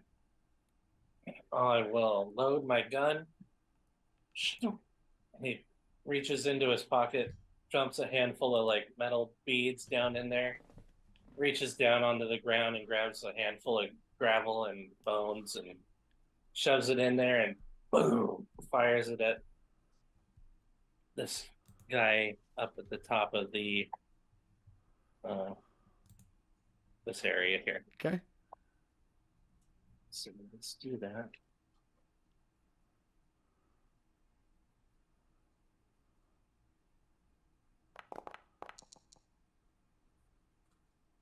Nice. Boom, hit him. Oh, lame. Oh, I see. 8 plus a scatter, so 9 damage. Oh, that was great. Hell yeah. Bam. Take that. You're going to blast him with all kinds of like little debris. And even from this distance, and you know, as imprecise as the random shit you found on the floor is, it's gonna kind of like shred the leather, like really kind of pockmark his face, and just this is bullshit. Milk's face is like slightly black and sooty from the explosion. He wipes it off. He's having fun now. And that's the end of my turn. Okay. All right.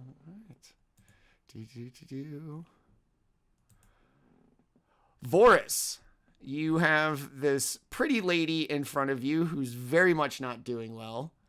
The tough that Milk shot in the face, and then the one who clearly is going to try to stay in his lane up in the alcove.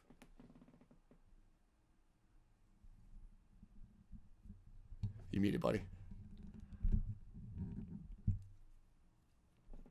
So the lady in front of me is gonna get a choppy. Okay. So.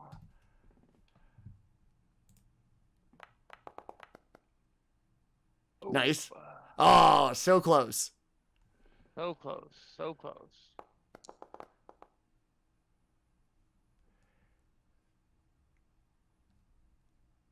All right, tell me how you do this. I don't get to do. I have to check before I do the math. So, as she rolled up and said that she hates cops and proceeded to accost me, I'm gonna look back at her and go, "Well, I don't fucking like you either."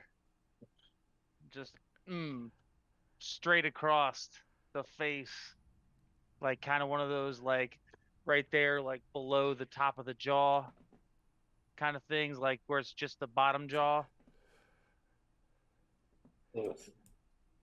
And boom, she falls dead into this like pool of not quite dried blood, but not like liquid either. So it's kind of flaky and a little sticky. Just kind of plops down dead. Very nice, very nice. And then for my final action, I'm going to target this gentleman right here. Right there. And he is going to, let me measure something real quick.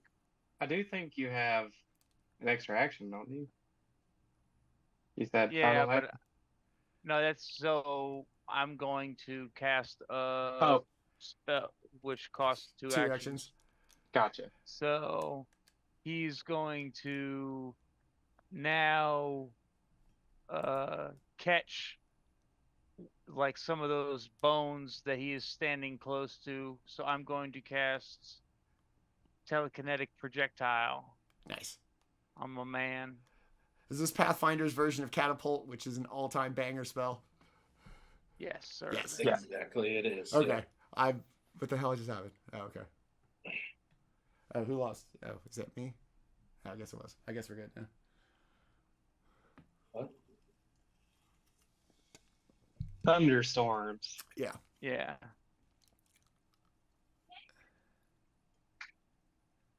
So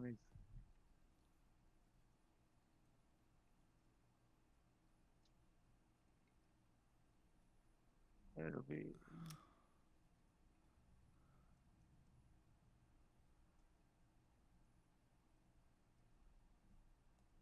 Damn it. So I cast the fucking Click on the damage. the options in the budget. Yeah, in the chat, when you clicked on it, it gave 3 options. If you'll click on one of those, then as long as you're right. targeted the one guy, then it should do it. And then yeah, then now you can hit the attack button. Yeah. Actually, I guess it'd be at Matt because you took a strike earlier. Yeah. It happens. It happens like Oh. that. Oh, that's some Womp womp. bullshit. So he's like all kind of writhing back from still getting shot in the face by Milk.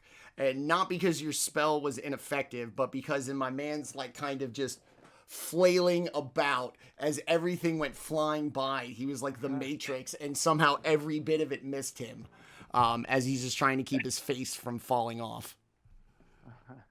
Vorys, is that it for you? That's it. Okay. It is now my guy's turn.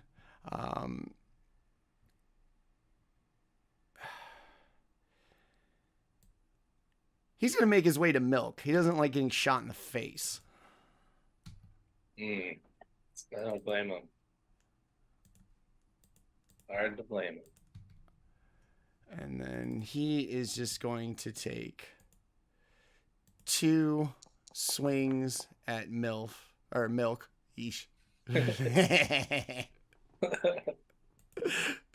Not the first, not It's the last, official. not the last time It's that's going to official. happen. So Duh. We let's got just, a rename. yeah, Oh boy. that is not the last time that is going to happen. Well, at least we know what character is going to join the party if Milk dies. Yeah. Yeah. All right. And then he's going to take one more swing just because he's mad about getting shot in the face. Milk's cousin Milf shows up and is like, hey everyone. It's basically milk. It's Milk and drag. It's Bugs Bunny and drag. It's the same thing. I also got bit by ghouls. Surprise. Bite me, daddy. All right, so he's gonna take 2 big swings after running over. Still not happy. Mostly doing it out of pride. Kreegan, it is now your turn. Oh, buddy, this guy, I hope he enjoyed his life, because I am in flanking range. 1 action there. I have 2 actions to ensure he has a very fun time at this, at his stay. If I miss both of these, I'm be really upset.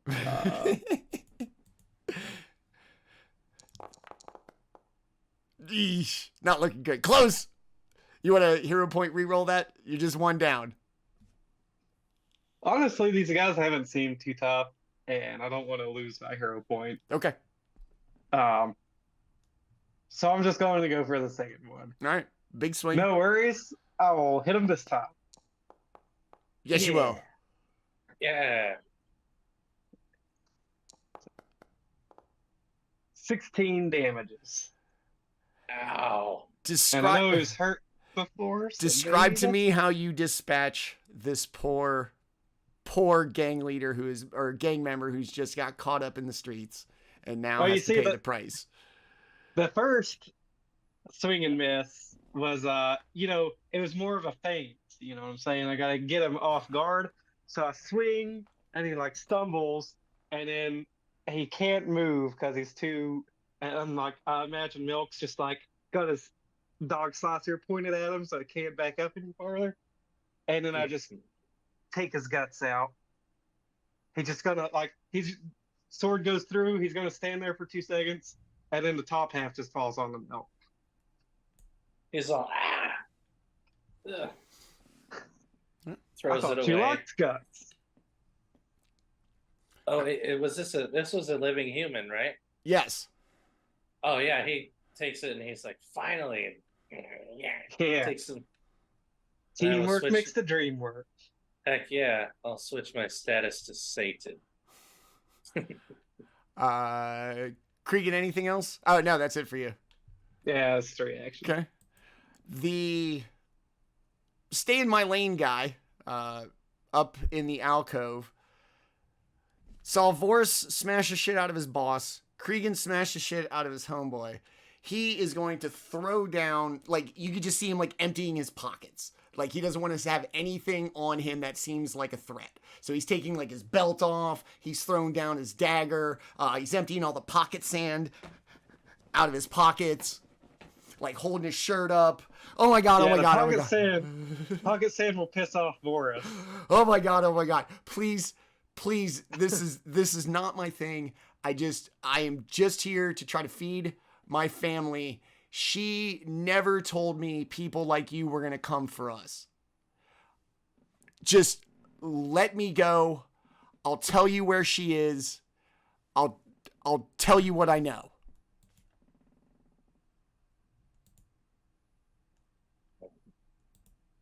Milk will reload and, well, you better start talking then. Packing it down, staring at him.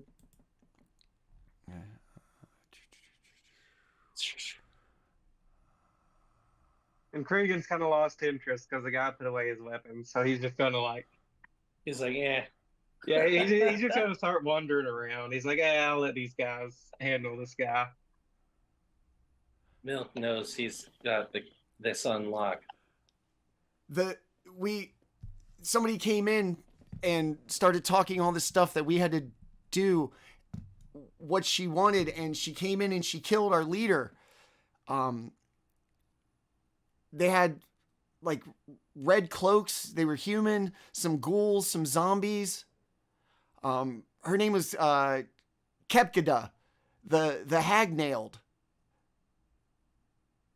Whoa. What do you got to do to be the hag nailed? I don't know.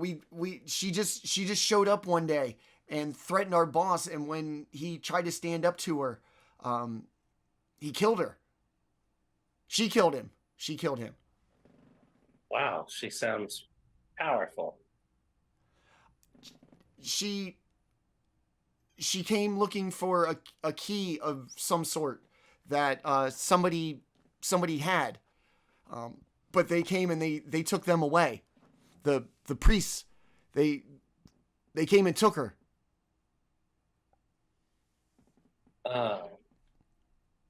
Milk's gonna take a couple of steps forward. So, tell me where to go, and I may allow you to live. The bank. She wanted something in the bank. It's what the key was for. Oh, interesting. I'll look over at Vorys. And you hear that? Why? Where do we find these? Does she have the key on her? Yeah, she took it from him. So what do you got on you? Nothing. And he like points to like literally everything in his pocket. Like my man's even like ripping out the lining of his pockets to show you that there's like nothing in it. I'll look over at the party and I smell a coward, boys. Yeah, Mark.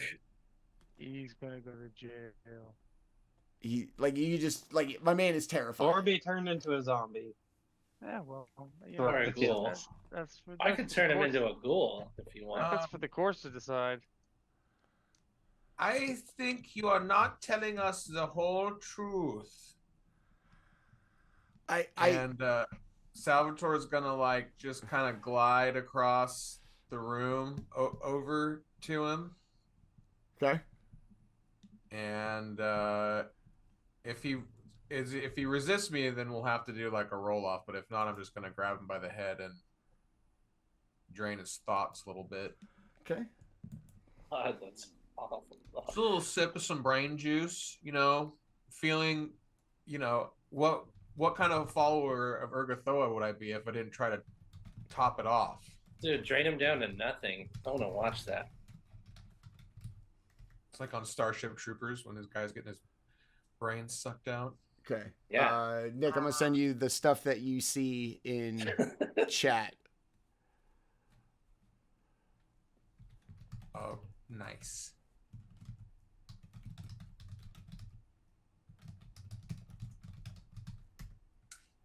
So he'll Salvatore will break away, and this kind of he's stupefied one after I do that, so he just has some minuses. He's just feeling a little bit depleted. And then I'll come back over to the party. So this hagnail is some kind of a necromancer. Necromancer. Creepy. Seems like it'll be a worthy challenge for us. But he knows nothing about the key. Well, then The what key- good is he? Well, he's gonna answer for to at least the dude. He wanted somebody, right? Okay. Should yeah, we? handcuffs, or should we just off him? No. Come on now. Should we chain him up and as we see if this? I mean, I do have 40 Stop. feet of chain on me, so technically we can just wrap him in chain and he can come along. All Yeah, right. We do it like old school. What was that person's Make him name? walk behind us. Kasparov. Kasparov. Who? The necromancer Kasparov. Was that? Hold on. Kefdida? Hold on. Kefta. Kefka. Hold on. Yeah. Hold on. Kef- No, that's right. Keftadas. Keftados. It sounds like some kind of a Greek dish. Yeah. Keftados. That is their official name, regardless of what the book says. Kepgeta is Kepgeta the hag-nailed. Good old Kepgeta, dude. Awesome. All right, and then Nick, that's 1, 2, 3, 4 things that you got from Scoop and Homeboy's brain sorbet.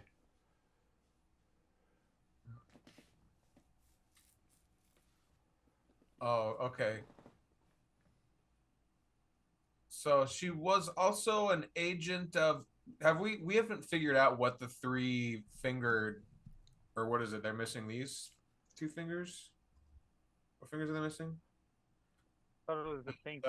We found it on the cloak and the couple of the other guys that we killed. She's part of that organization. She had that same symbol on her cloak. All right. I take anything you want. There's some treasure over there. She cooked alive some people in the back room. There's probably some stuff in there too. Just you have to protect me from her. Oh. Oh. I mean, you have some kind of protection in jail. This guy is a cop, so I don't care. Just she's crazy, you guys. Raising zombies, cooking people alive in the fucking back. The way she came in and slaughtered everybody. Oh yeah, no, take me to jail. I'll go on my own.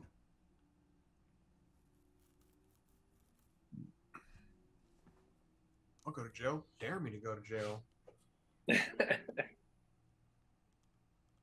Well, Just tell him to go to jail and let's search these. All right. So I'm going to make my way over to this gentleman right here. Okay. And I'm going to. Hold on, let me get free movement. Okay. Right there. Now I'm going to take my last little bit right here, and I'm going to pull out my chain that I have, Mm-hmm. and I'm going to restrain him with that. Okay. And would a hooded lantern be of use to you? This bone shard tough between Milk and I have. I mean, They it's have a better than nothing. yeah. I Just in grabbed case I grabbed the thieves' tools off of the dead body in front of me. There's a treasure down here in the bottom part of the Here? of the room. Oh, down there. Right here. Ooh. So you can see him like doing his best, like Houdini. Like my man is like really committed to showing you that he is not going to resist. So he's like pulling the chains tight himself, and is perfectly content. He's like, if you're gonna take me, I'm just gonna sit here until you're done. And he just kind of plops his ass down on the steps, all chained up. All right, and then there's nothing of value or any importance or anything like that in the stuff that he dumped out. Nah, pocket sand, Okay. his like bone knife, and like a Yeah. couple of throwing things. Nah. Let's see how much movement that is. So, should take me. Yeah. All right, you guys are free to explore this room. The second, if you want to go into the back one, we'll go back to combat movement. What do the rest of you all want to do while Vorys chains Guy up and the two bodies just kind of lay there dead? Milk's gonna start wandering around, looking around, looting whatever he can see to loot. Okay. Does anyone specifically want the disguise kit or disguise kit replacement cosmetics or the silver mirror? I think the silver mirror is just to sell, but does anyone specifically want any of those? Vita would have loved the disguise kit. Yeah, well, I'm thinking Kreegan could disguise himself as like a halfling. I think it'd work. Just a very big. There's a treasure chest down here. Yeah, that's with a disguise kit. Unless I'm. All right. Yeah. I'm all down here, kicking stuff over and looking into things, throwing stuff into the canal or the vat things that I'm not interested in. Yeah, feel free to take any of that stuff. I will take whatever remains, just to be a sort of hauler of extra inventory. But I know you have high strength as well, and Vorys has high strength, so we should be able to hold plenty of loot.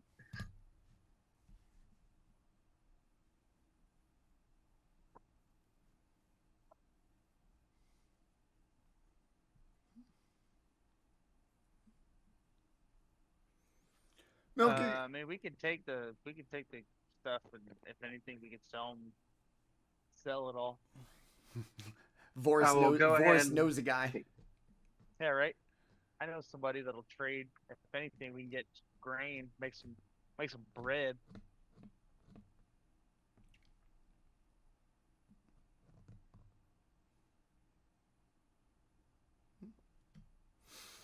Milk, you're gonna look around at all the food that they have. These people are all quick. It looks terrible. Like poor. They're probably hungry. This, as far as a gang lifestyle, does not look very attractive. They're not making any money. They don't got nice shit. It's just they live in a hole. They're getting their asses kicked. Life sucks for them, except for the things that you find. As you make your way like deeper into the room, you get this like heavy smell of like rendering fat, like that kind of fatty smell of like cooking bacon, except it is not salted pork, but it is still like a very distinct kind of rendered flesh smell. He's appetized. Milk's kind of like, oh, that smells so good. He's gonna kind of, his little floppy goblin ears are gonna bounder while he follows his nose. Follow your nose. Yep, the nose knows. All right. We're gonna pause it right there. Milk, I'm gonna make it your turn. We're just basically gonna go through initiative right now. So, Shit. Want to roll? No, we're just gonna keep everybody in the initiative order that they have. I'm just gonna go back up to the top. But this way, Cool. you're gonna be limited in movement like you would in a regular turn, and everybody's gonna go like in order. That's all that's gonna happen right now. Okay. All right. All right. So, all right. So you're are you gonna go check out the back? Yeah. Okay. He's following his nose. Okay. The smells like it's coming from the north, like the top end of the room. Yes, in that direction. Okay.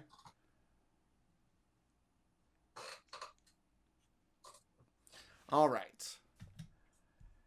As you make your way to the back, the smell of rendered flesh and cooked meats just becomes overpowering. All of these piles of bones, some of them 20 and 30 feet tall, must be the leftovers of whatever human cooking operation was going on back here. All the bones are stacked up. They are unbelievably clean. And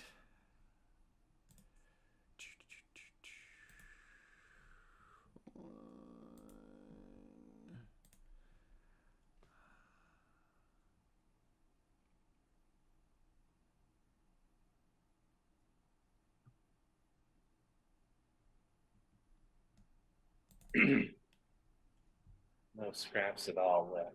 all right, Milk, I need you to make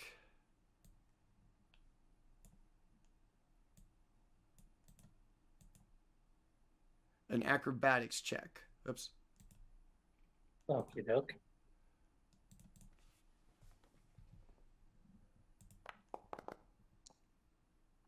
Okay. As you walk back, this pile of bones is just going to topple over. You are going to be able to jump out of the way as they spill onto the floor. All right. He like does a backflip handspring on one hand. Okay. Is that 2 movements? Let's just. Oh, to get out of the way. Just to this point. We're minus the. Oh yeah, that was 2. That was 2. Because I had to go in a kind of a funky angle. Okay. That I got here. Anything else you want to do? Yeah, I'm still smelling that, right? And I'm Yes. seeing all these bones and such. Yes. I'm gonna yell over to Kreegan. Hey, Kreegan! Come over here. It smells awesome. Dude, I saw this soon. The bones fall over. Yes. Did it seem unnatural that the bones fell over? Because I imagine they were just sitting there, and unless Milk kicked the bone or something.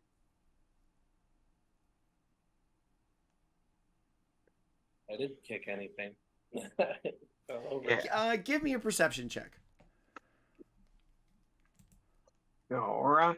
I'll make it blind to me, so.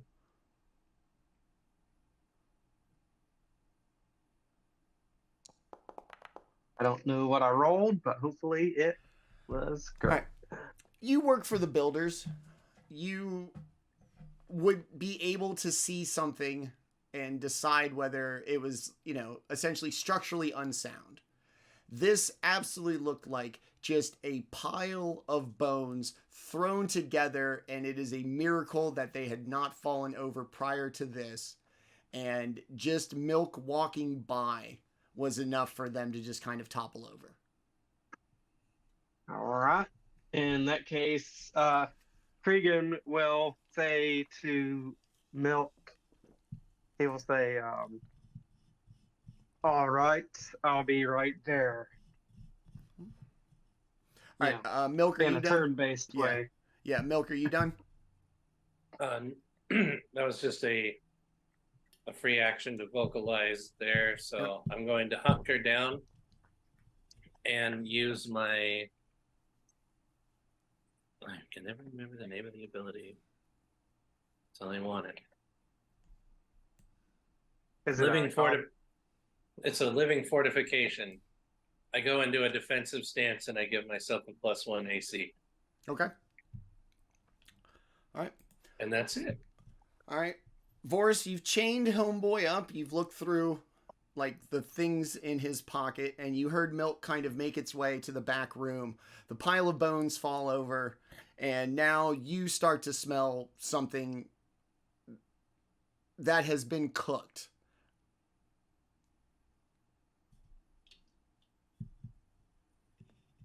Can't wait to see what that is. I guess I'll look at this guy and go, don't move. Psh, I'm not going anywhere. Yeah, that's what I like to hear. And that will be 2.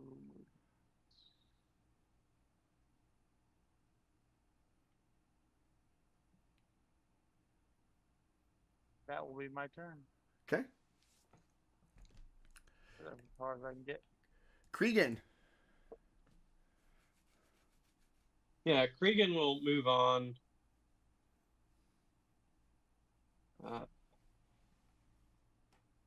Here. I guess I'll keep going to see what Milk was pointing at. So I'm sure there's something back here, so I'll just move one step at a time. Okay.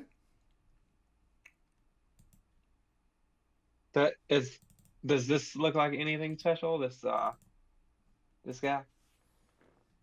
Give me a perception check again.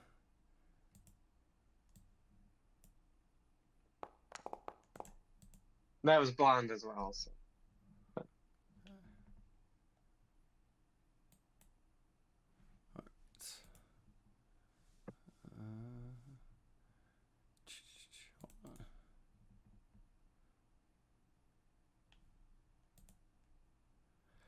You see this bucket.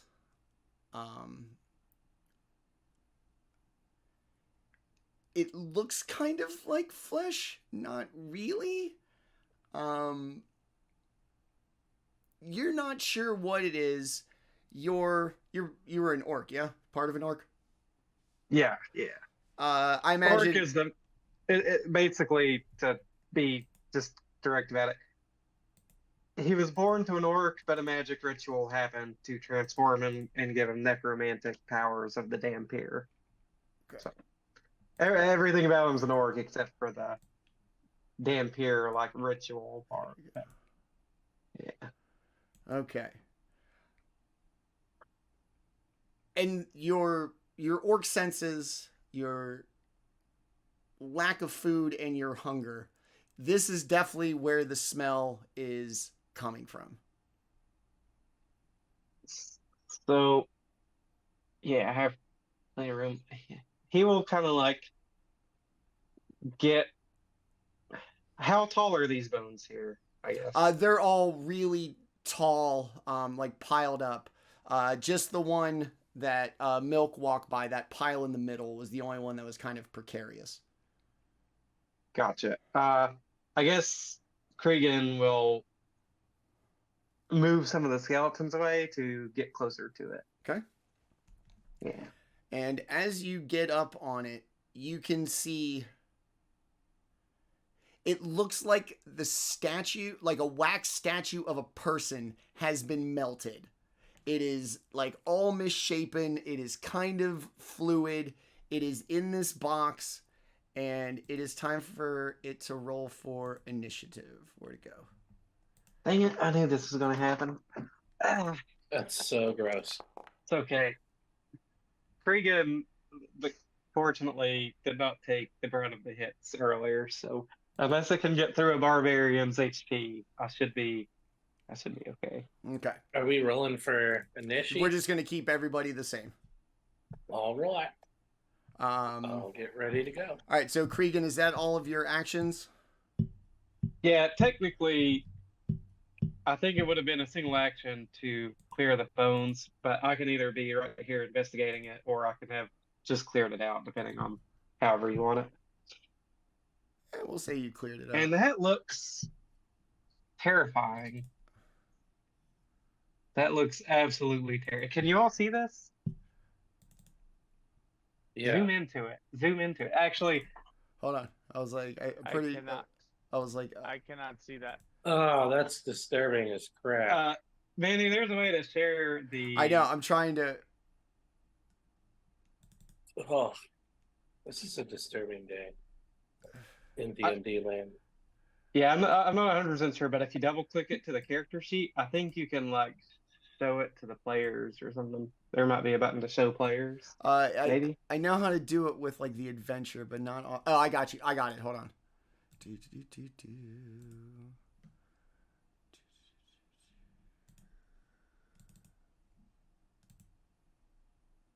Yeah, there we There go. it is.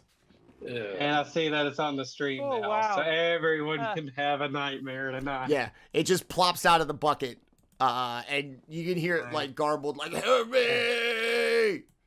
I would have to send this to my wife real quick. Baby, you- I saw you this. keep You going. have to see this too. Yeah, you keep going, but I am going to do some Okay. copy pasting real quick. Heard. All right, Salvatore. You hear all of this kind of commotion, the falling pile of bones, and then, like, Kreegan, were you startled by this thing? Did you go, "Oh, holy shit," or? Yeah, I think as hardened that Kreegan is, I think he would be pretty taken aback, and he's going to be like, "What the fuck?" Fair. Yeah, and maybe a little bit of like being unnerved. I don't know that anyone will have ever heard Kreegan be unnerved, but he might be unnerved over this. Okay. Salvatore making big moves.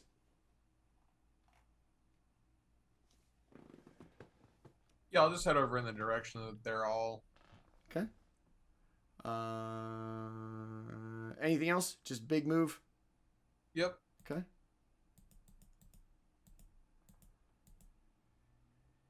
It's now the monster's turn. Kreegan right in front of it. You're going to make Kreegan like bathe for the next 5 days, aren't you? Bro, you don't want to know what it does. It just kind of like folds in on itself, and like a catapult is just going to shoot a bunch of organs at you.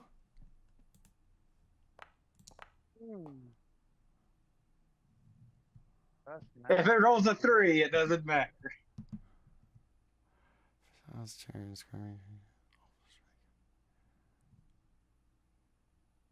All right, I need you to make. Oops, Krieg, I need you to make this reflex save, please. I am clumsy, so I will probably fail, but let's see. All right. Yeah, that's a fail. As it shoots organs at you, with it comes a lot of grease that lands on the floor. You become slippery. You are now knocked prone. Dang it. Let me. I got you. Oh, I think I just took it off. Oh, Yeah. Never mind. Yeah, It's I on got, there. I Okay. got you. All right. So you are now knocked prone. It is going to once again shoot that awful stuff at you. Haha! It's going to miss, Another 3. and then Kreegan has plot armor. it is going to once again shoot at you and miss yet again.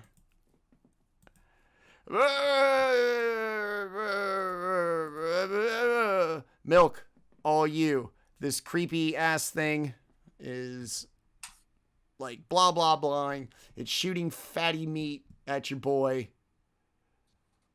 Oh, that's just fucking gross. I'm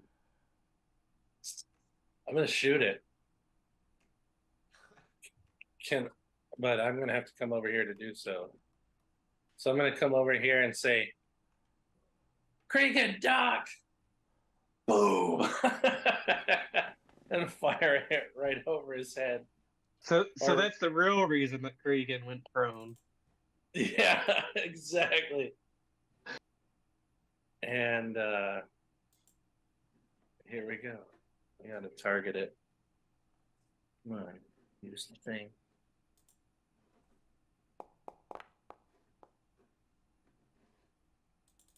Boom, crit. Nice. So you got 2 crits today, dude. Heck yeah, dude. That's the milk. Roll Yeah, those mighty- critical dice.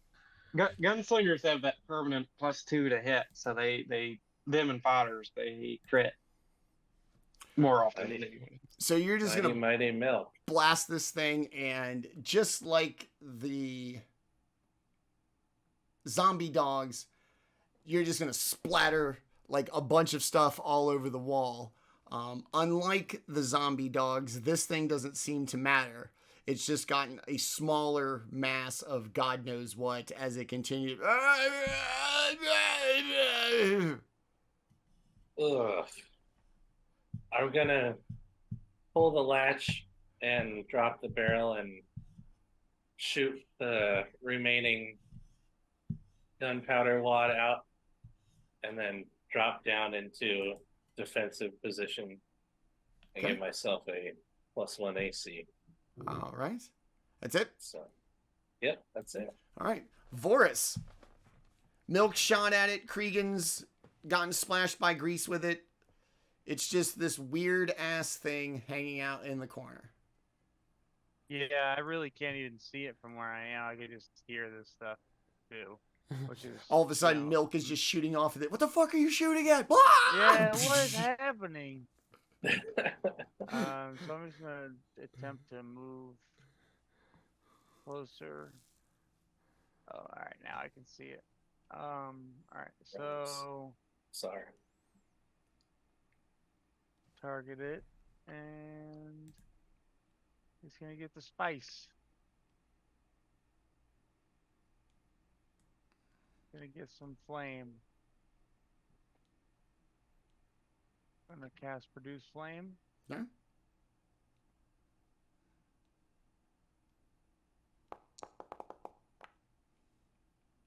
Oh, come on. Spat. Flame sauce. It's already cooked down. There's nothing you can do to it. It's like heating up grease. Yeah. I'm trying to make it on fire though. Trying to make it a grease stain, What else you got? and that's it for me. Okay. That's it for me. All right. Kreegan. It's in front of you. Yeah. It's gross. So I will do actions in this order. Okay. Stand. I got the rage again. If I can find the rage effect. There it is. And then strike. So.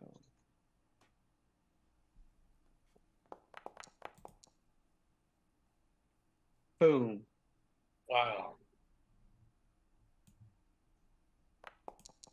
And a modest 14 damages. Woo!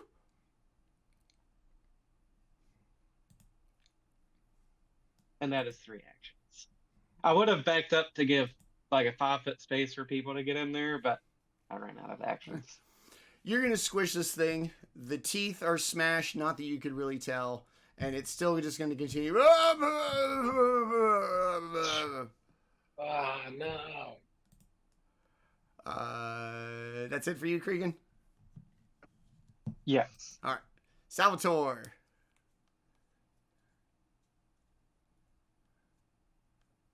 Oh.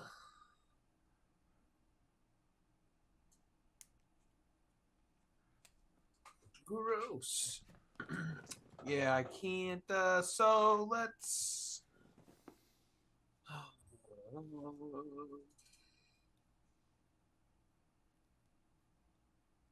We will cast guidance on milk. Okay. Heck yeah.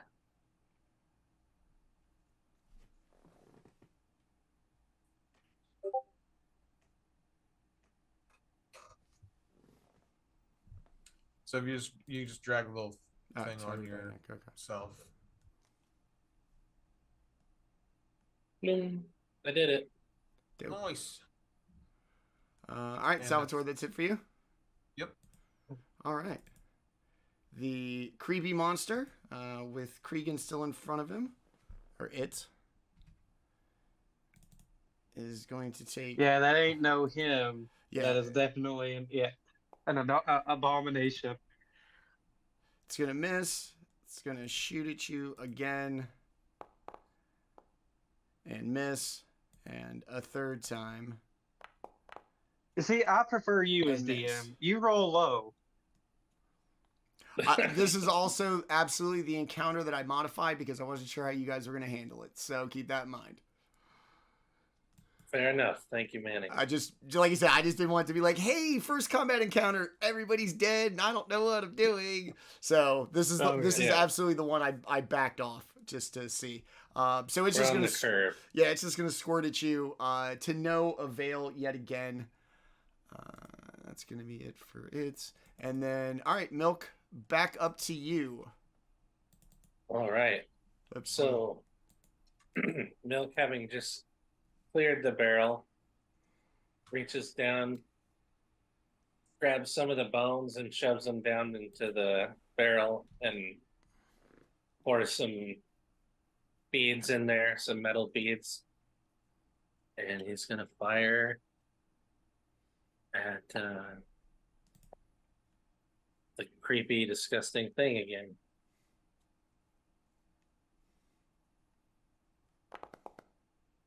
Ah.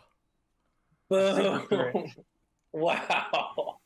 30 to hit. Oh, I just did regular damage. I didn't do critical damage. Right? Roll that beautiful crit. Yeah, roll that beautiful crit footage. Okay. Hold on, I gotta roll back up. God damn it. God damn it. Here it is. Critical. Wow.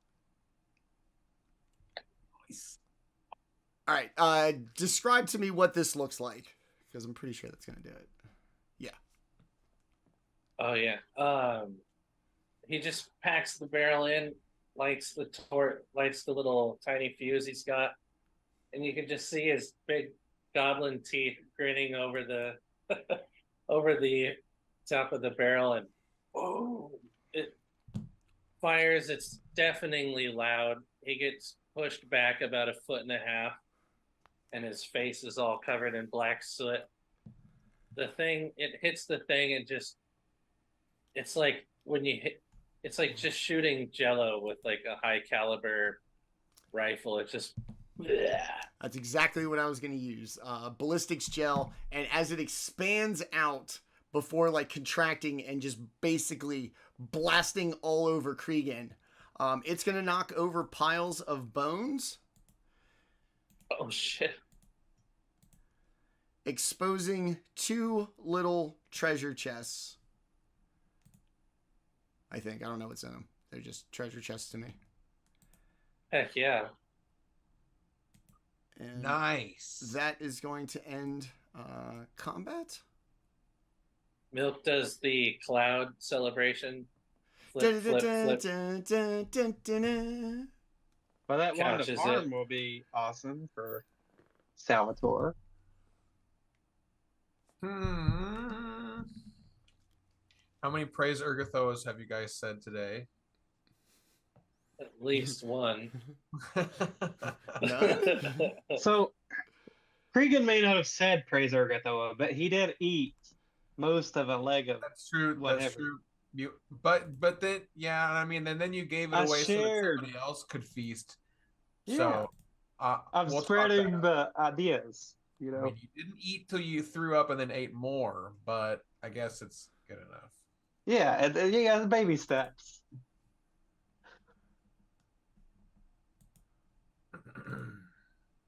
And then the wand of harm was what dropped, correct? Yeah, the two treasure chests. One of them has apparently a silver chunk, and the other one has the wand of harm. Oh, to be honest, I did not even notice the second treasure chest. We have this little trade in the storage thing. I'll move the sellable items in there. I'll just keep track of the bulk in it, and if it starts exceeding Kreegan's limit, then I'll tell, Vorys and Milk can spread the encumbrance. So whenever I go to cast harm, I click cast and then it pops down with I don't have permission to change. Oh, there we go. There we go.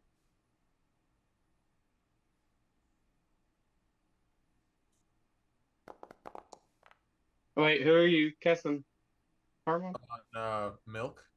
Oh, okay. Yeah. Sweet. I was pretty beat up. I'm telling him all about my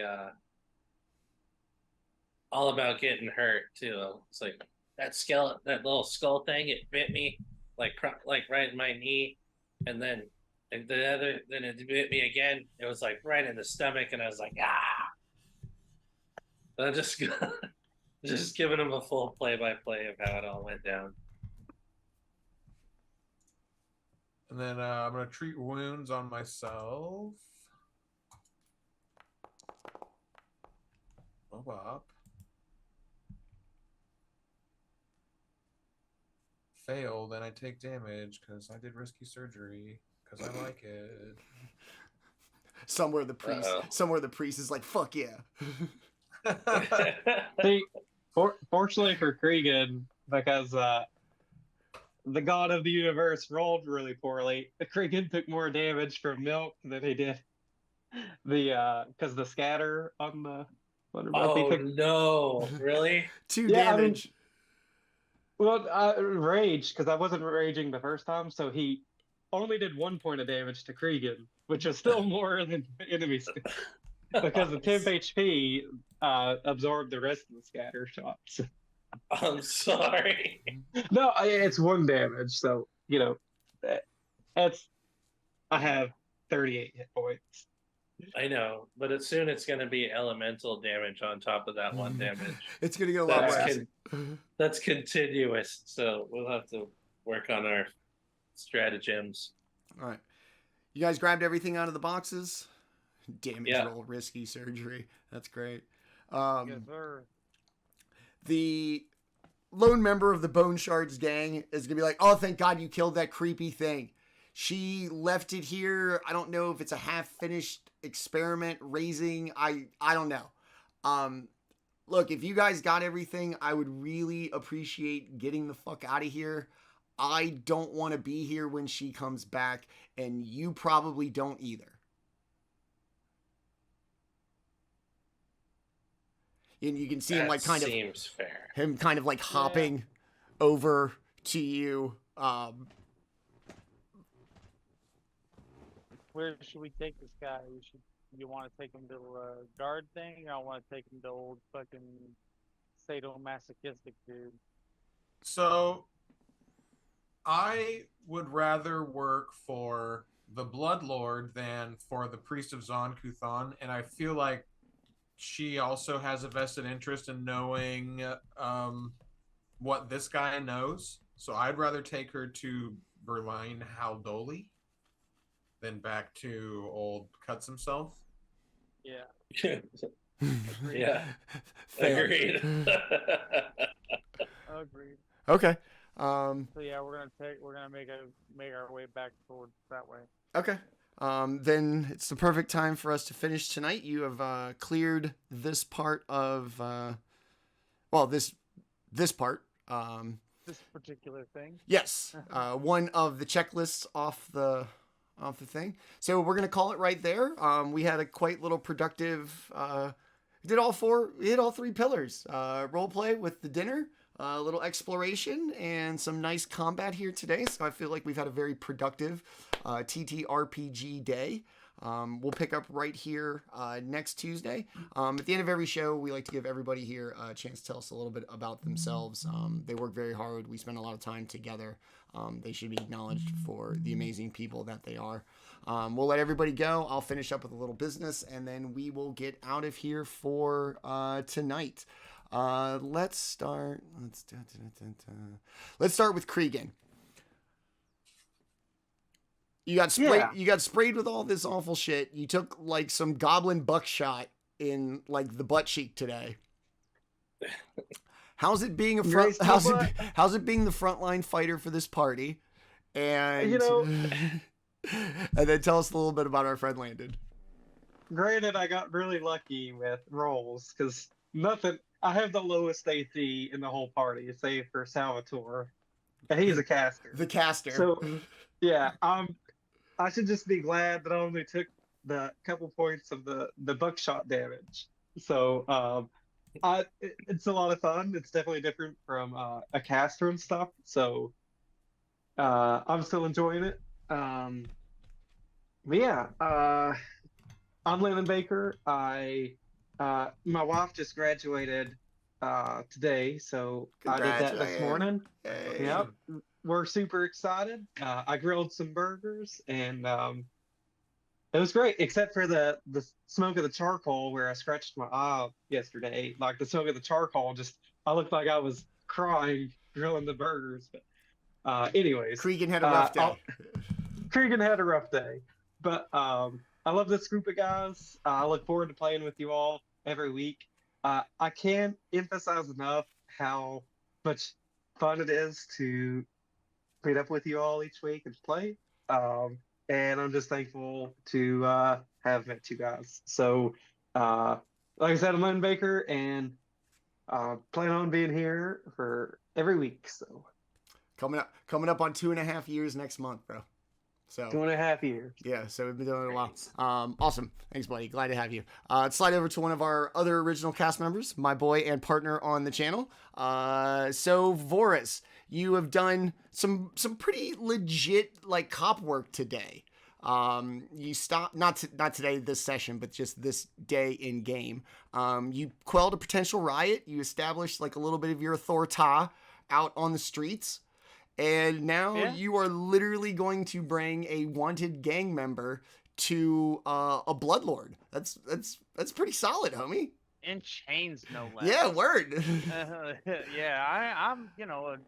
If anything, this deserves an extra meal ration. One of those things. It's us living folk. We thrive on our bellies. As these dead people will find out soon enough. And then tell us about our friend Lewis. I'm Lewis. As Manny said, I have known him for quite some time. We have been doing tabletop RPGs together for quite some time. Since like a month after 5th edition drop, bro. We didn't even have the monster manual yet, and we were already playing. Oh yeah, it's been a roller coaster. It's been a lot of fun. Is that 7 years? 7 years. Yeah, man. And I cannot wait to play more with you and with all of the wonderful gentlemen that we have met along the way. And yeah, that's about it for me. I'm gonna go crash out and deal with my hellstorm of a daughter. Nice. I was like, that could be either one, the little one or the bigger one. The little one. Okay, I was saying, I was like, you leave the bigger one alone, man. She's at that age. It's not her fault. It's not her fault. She's in bed. Okay. You know, she's got a new boyfriend. Ooh, Uncle Manny's gonna have to hear about that. Yeah, Awesome. Yeah, first boyfriend. Oh Lord, you all right? Oh yeah. Okay. Oh, yeah. All right. We can talk later if you're not okay. All right. Let us. You're probably not, so we'll talk later. Let us slide over to the only non-original member of our cast, but a very great addition, and we are glad to have him. So Salvatore, you've seen another religious faith here, and in doing so, my man did give you some brain sorbet, which I think is what we're going to refer to it from now on, and then you got some from this guy as well. So you had a good day too.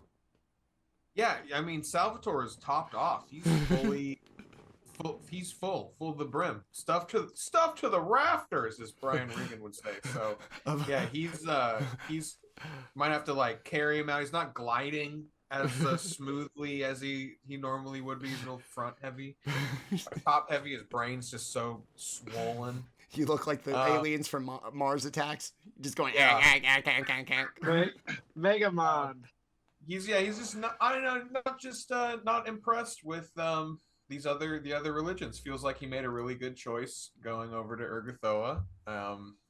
So yeah, he's having a good time. Awesome. Tell us about our boy Nick. My name is Nick. I live in Sacramento. It's like the 3 weeks of spring right now. That's actually like nice weather, so I'm just enjoying that. Also been taking the light rail public transportation into the restaurant, which has been an adventure the last couple weeks. So yeah, I feel like someone could just sit on this public transport and then just write like just so many crazy stories. So yeah, it's been a fun time. It's been a good solid couple weeks. Good. Glad to have you, bro. Last and not least, our destroyer of things, our friendly fire specialist. So, Milk, you feeling pretty good about your adventures thus far? Gotten to blast stuff, accidentally hit your boy. Milk's having a ton of fun. Okay. So yeah, he's quite fulfilled. Okay. Yeah, doesn't like these culty things and creepy stuff. He's not. Definitely unnerves him and makes him want to shoot things even more. So Trigger happy herd. yeah. Yeah. All right, and tell us about our boy Tenta. I am Tenta. I play Milk, and I am now a 40-year-old man that is married with 2 cat children. And I don't know, I'm just happy to be with my friends here that I've been with for a long time. And yeah, I'm just stoked to be here, glad to be playing, and yeah. Awesome. That's it. All right. That is going to do it for us tonight. To everybody who watched, thank you very much, as always, to our amazing cast. That I love you guys, and I'm glad we're back, rolling at this again after a little time off. And most importantly, a secret little thank you to all of the significant others in our lives who give us this breakaway from our responsibilities and everything else, and have not only done it on occasion, but letting us do it consistently for almost, like I said, 2.5 years, week in and week out. Thank you to my wife, Katie, for letting me do this as much as I do, and to everybody else's significant other for the sacrifice and just the time so we can do this with each other. It means a lot to me. That's going to be it for us tonight. It doesn't look like we will get back to Legacy of Blood. We are still in the busy season of being a wedding caterer, but we promise we will be back to that very soon. Coming after that, we do have a couple of other big things here, as well as the announcement for what we are going to be doing on the Wednesday show coming up here very soon. That's going to be it for us tonight. Check check us out, twitch.tv/GrowedUpGeek every Tuesday at 7 p.m. Eastern Time. Also, youtube.com/@GrowedUpGeek for every single episode we've ever done here on the stream. Like I said, something like 130 episodes of campaigns, one-shots, most of them with these guys right here. That's going to be it for us tonight. We'll see you next week. Always remember, I love tabletop role-playing games and the people who play them. We'll see you next week. Bye-bye, everybody.